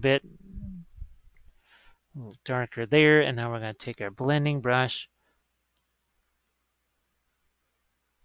take that, respect the umber, take some of that umber and Terra Rosa, move that around. We're back to this crazy greenish color here. Again, looking for a few interesting areas here. So I took a touch of white, added it to that green again. Let's see what we can do on our rider here.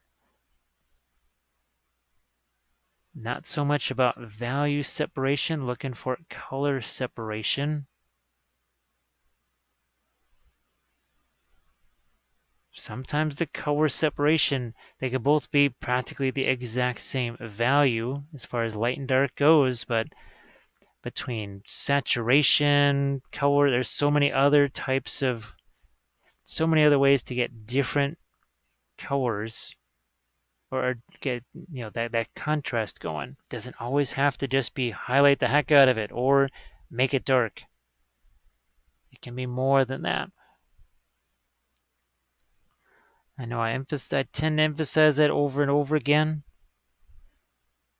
mostly because that would apparently seem to be something very new for a lot of folks.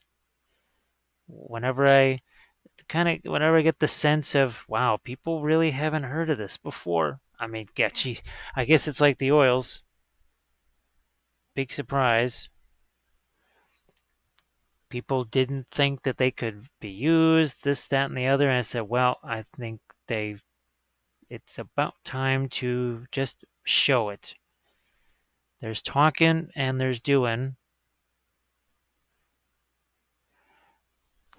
And only by doing will I be able to show that it's possible, and only by doing will you know that it's possible.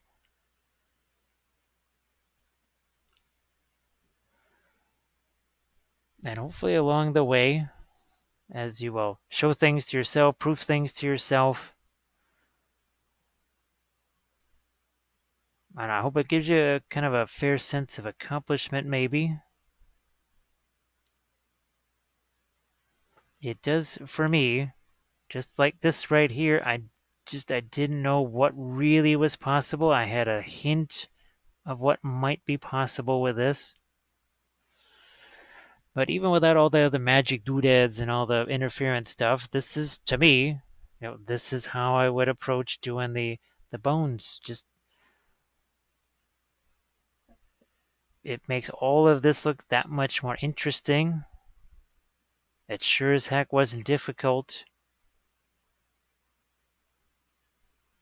To me, it is the easy way.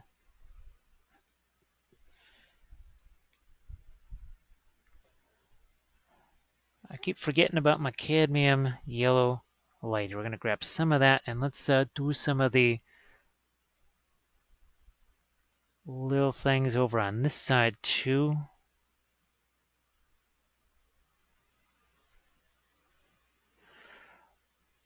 And just a couple of other thoughts on the interference colors there.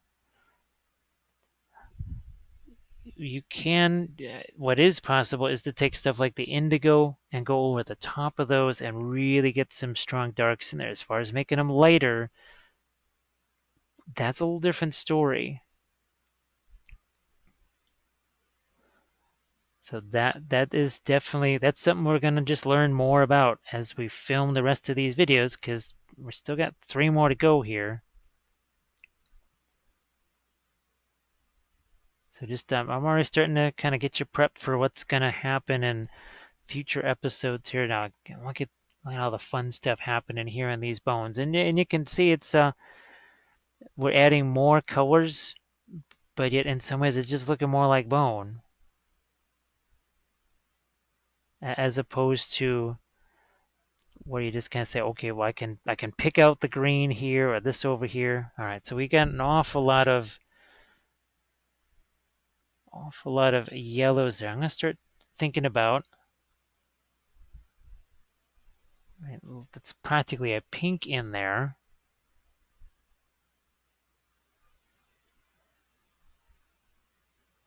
And then we are going to take a touch of indigo and white here. It's practically a bluish gray color now.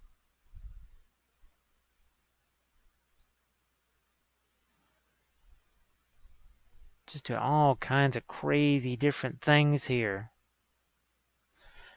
How's about some barite green too? Because we don't have any up in here.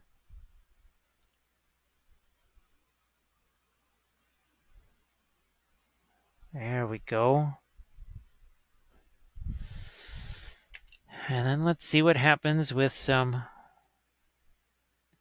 lighter highlights. Might have to throw some more of my titanium white out there. I think I'll just do it while I'm thinking about it.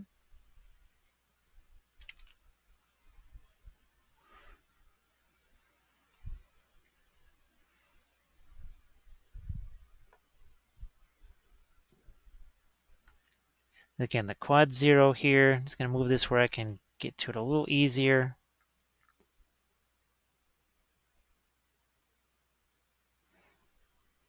And what we'll do is we'll have one more sort of a wrap-up segment here where we kind of bounce around to different things, even stuff like this, okay, where so I can take my white, so I can still do stuff with this. I don't know, like if I try to let that blend a little bit, what's actually happening there if I try to let that blend? Is it actually still going to have a little bit of the interference effect, or does it all go away? So all things that we are going to learn together as we continue with this.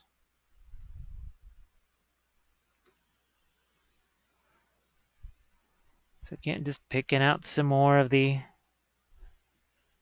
highlights here. Also, at this point, the paint is getting a little bit thicker too. I'm not quite thinning that down as much because we've been thinning the paint a little bit along the way here. So now I don't, if I want it to stick, I have to make it thicker.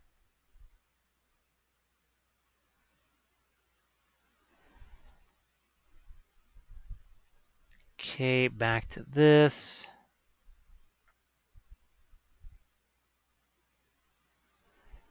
And like right there, okay, that is a little funky. Gonna take this and we'll just blend that. Boom. No problem. Not a problem.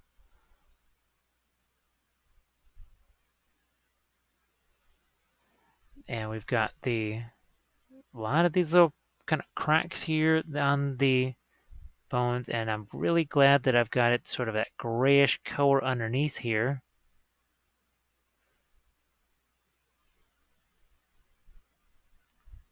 Let's throw a little more of our lights into the bones here. Now there's an awful lot of look at that red that's in there, and you got red, greens, all these colors just kind of juxtaposed, one right next to the other.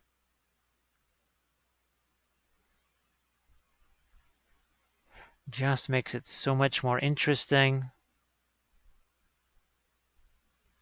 See a little scumbling brushstroke there, and then we'll complete it with this as a blending brush. Smooth all that out. Back to a little bit of this yellow over here.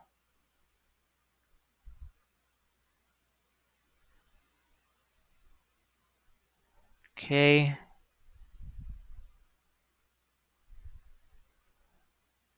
Let's see what we can do on some of these spines here. That might end up being a little too bright. I don't know. Be easy enough to knock down.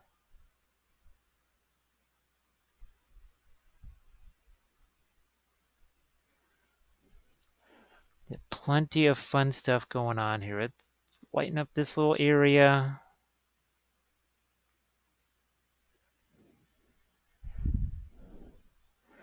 And now in some cases, like here, thinning it down helps it stick. There's other areas where I've had to go much thicker with the paint just to get it to stick.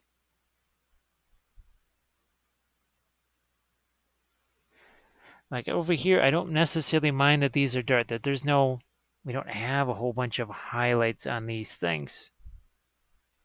Because sometimes by not having it highlighted to death, it doesn't look, looks a little more weathered here. Again, that might be a gemstone in there. I'm not too sure.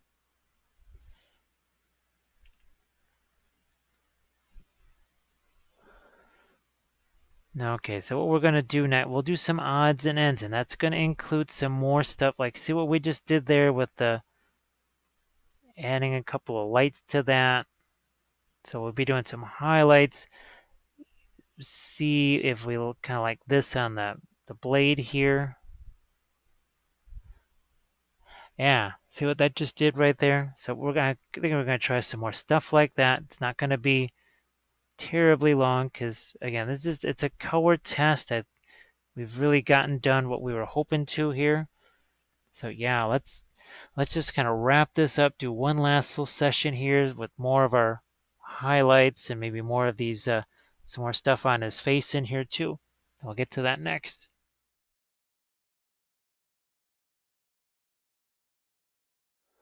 Let's see what we can do in some of these smaller areas on the rider, his helmet, everything else. So I'm going to start off here. I've got some of my, that's actually a very bright green there of all things.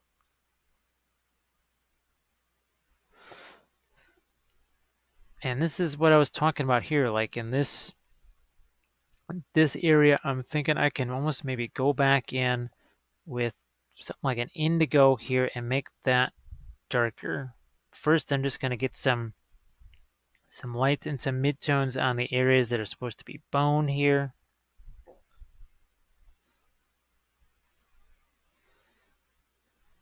He even sneaks some lighter stuff into here.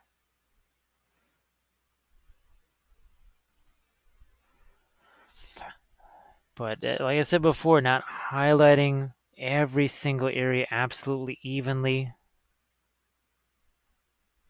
Especially the stuff that's down towards the bottom. It just wouldn't get that much light down there.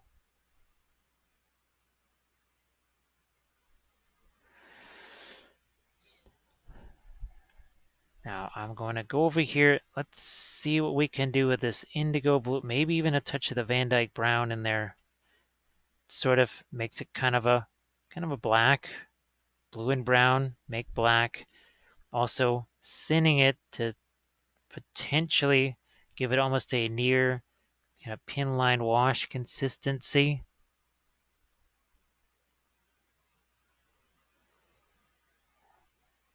And I think you'll be able to see. We're just looking to separate the, there we go. Yeah, so that you can, it's a little bit easier to just sort of do this darkening like this with the interference and then go back and add whatever lights.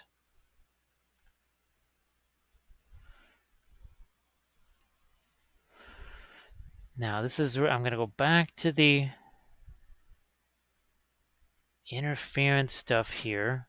And I'm just going to take the straight up interference and kind of put this on the helmet and see what happens when that just mixes there. So see, that might be another possible thing too, is instead of mixing the color over here, you just,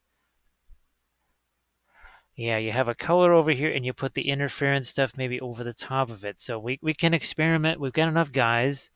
We'll try each way and see which, see,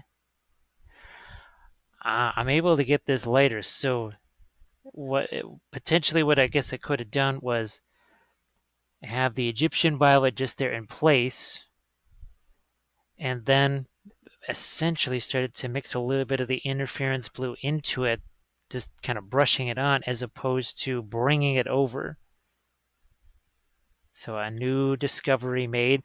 I also suggest putting extra pellets, why am I saying pellets, but extra pieces of pewter or whatever it is that you're going to use to make sure you have that mix, that agitating. See this. I think this is going to work. That's probably what we might try to do. Although I did like the way that it worked over here. But I'm noticing that I can just get it way lighter over here. So that's a big difference from what happened, say, over here. But you know what? Well, it's kind of that age-old thing of you let the paint sit there, you might be able to work it a little bit more. And I think that might be what's happening here. To a degree. To a degree.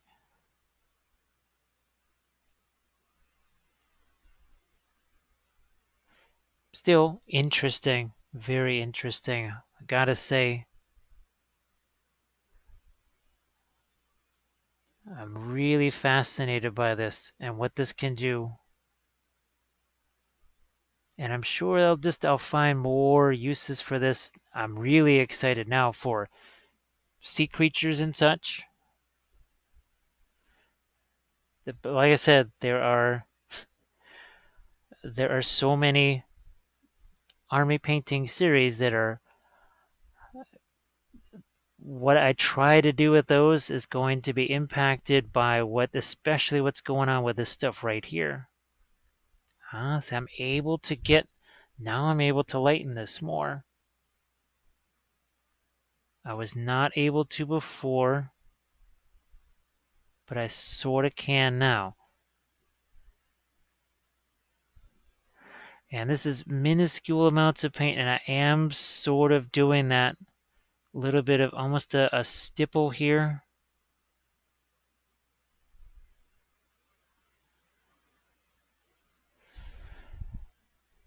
Of course, maybe I do have to experiment with getting some of the other interference actual colors, but then I just don't want you to have to buy a bunch. But see, I was able to lighten that and get a change there value-wise. So it is possible. I just have to, well, be patient, I suppose. Yeah. So that's okay. I'm just trying and learning here. Just trying to learn.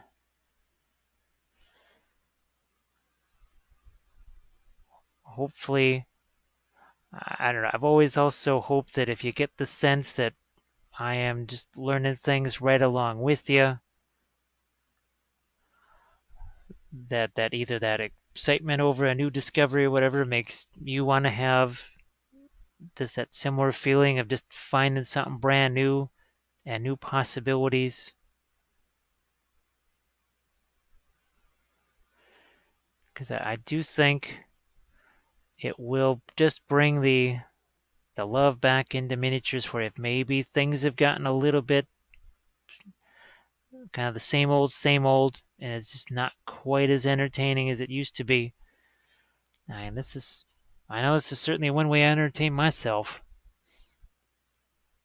Just trying these new things all the time. Now let's not only do lighter stuff. Let's take okay, we got this burnt umber sitting here too. We got that brown matte or alizarin over there. I see an area over here we've got a bunch of lighter things going on, not much with the dark. And I can put that glaze there and then just move it. See, we did a little bit here. I'm going to take some of the brown materials and some of that umber here, and we're really going to, bam, hit that. And this.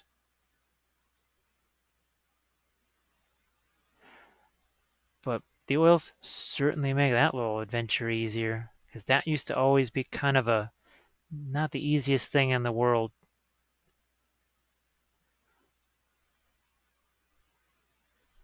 So I think our shield is good down there too. Finding some darks there along that edge. Now we had thought about this sword here.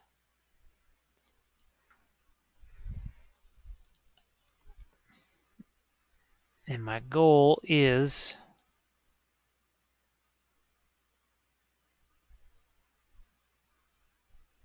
just to get this blend it just a bit here. Okay, and then let's see if I can't stipple on some of the interference color here. And I was able to do that.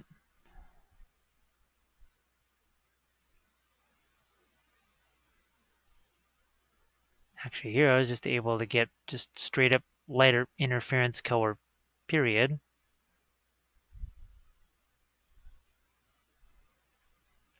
Some more on the helmet over here.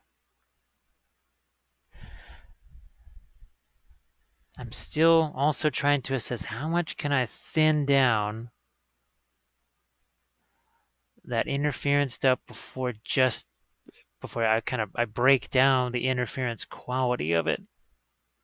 And that just, it's not doing the interference stuff anymore.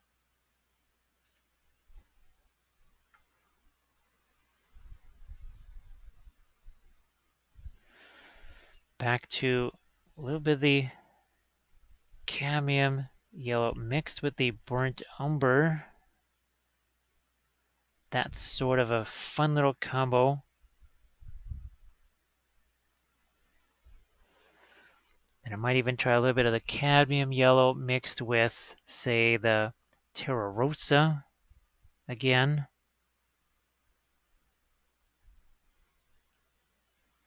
I'm just looking to see what I got there, and I don't want to make things too complex either. And then sometimes you end up, you're thinking you're mixing some brand new neat color that you can use somewhere, and you just, well, made the same thing. That happens too sometimes.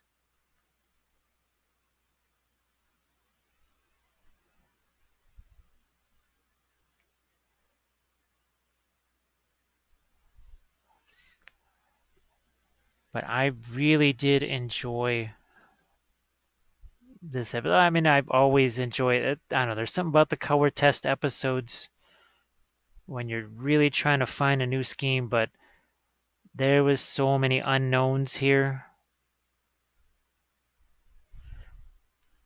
Plus the fact that, I don't know, maybe go back and watch the original painting pyramid, painting skeletons video, and see the difference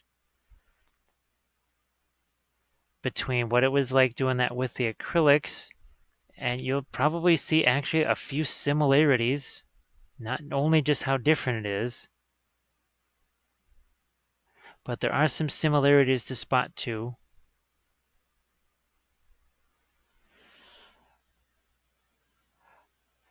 Yeah, I think this is going to be a real blast doing this with the rest of the unit now.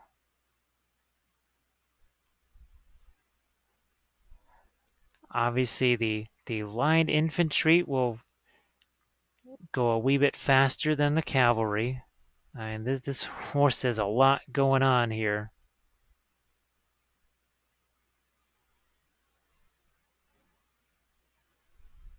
Just trying to find a few more lights in this. And then we need some separation here between that bone section of the armor and what we're hoping to have be our interference stuff.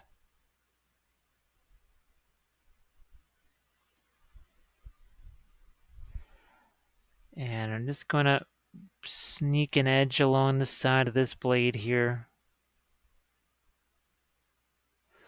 I think you can see what we just did there. We need to do a similar thing here now. And that is just the off-white yellow. Let's do that here.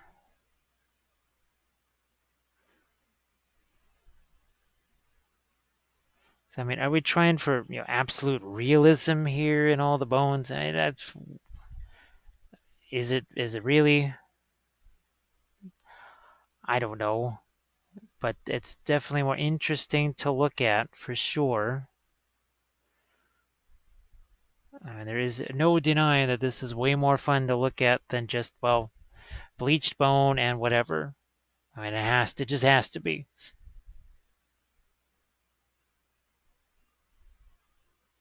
because we just, again, we threw in some green in an area where there's an awful lot of red. I can still, that's some of the original kind of indigo blue that was in here too. So some of those original glaze things, those are still around even at this stage.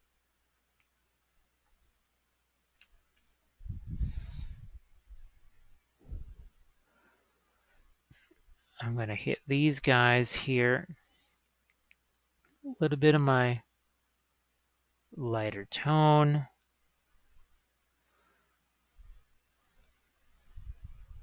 And again, that's kind of the off-white there.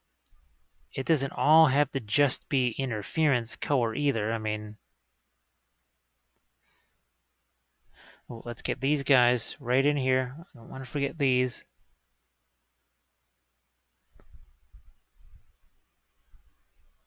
There. I had even thought about doing the interference and then potentially doing some kind of almost a verdigris effect to see, would that really enhance the metallic nature of it? But it didn't take long to see it. Now, I don't really need to do something like that. Okay, here, and the couple just last things. Nope, that needs more. Yes, there we go. It needed more of the center. And then we've got crazy little edge right here. That's just going to blend that out. Here, we certainly could use a bit more dark there before we come back in.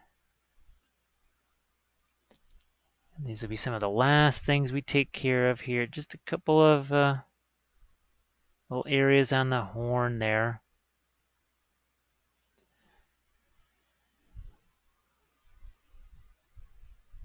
So there you have it.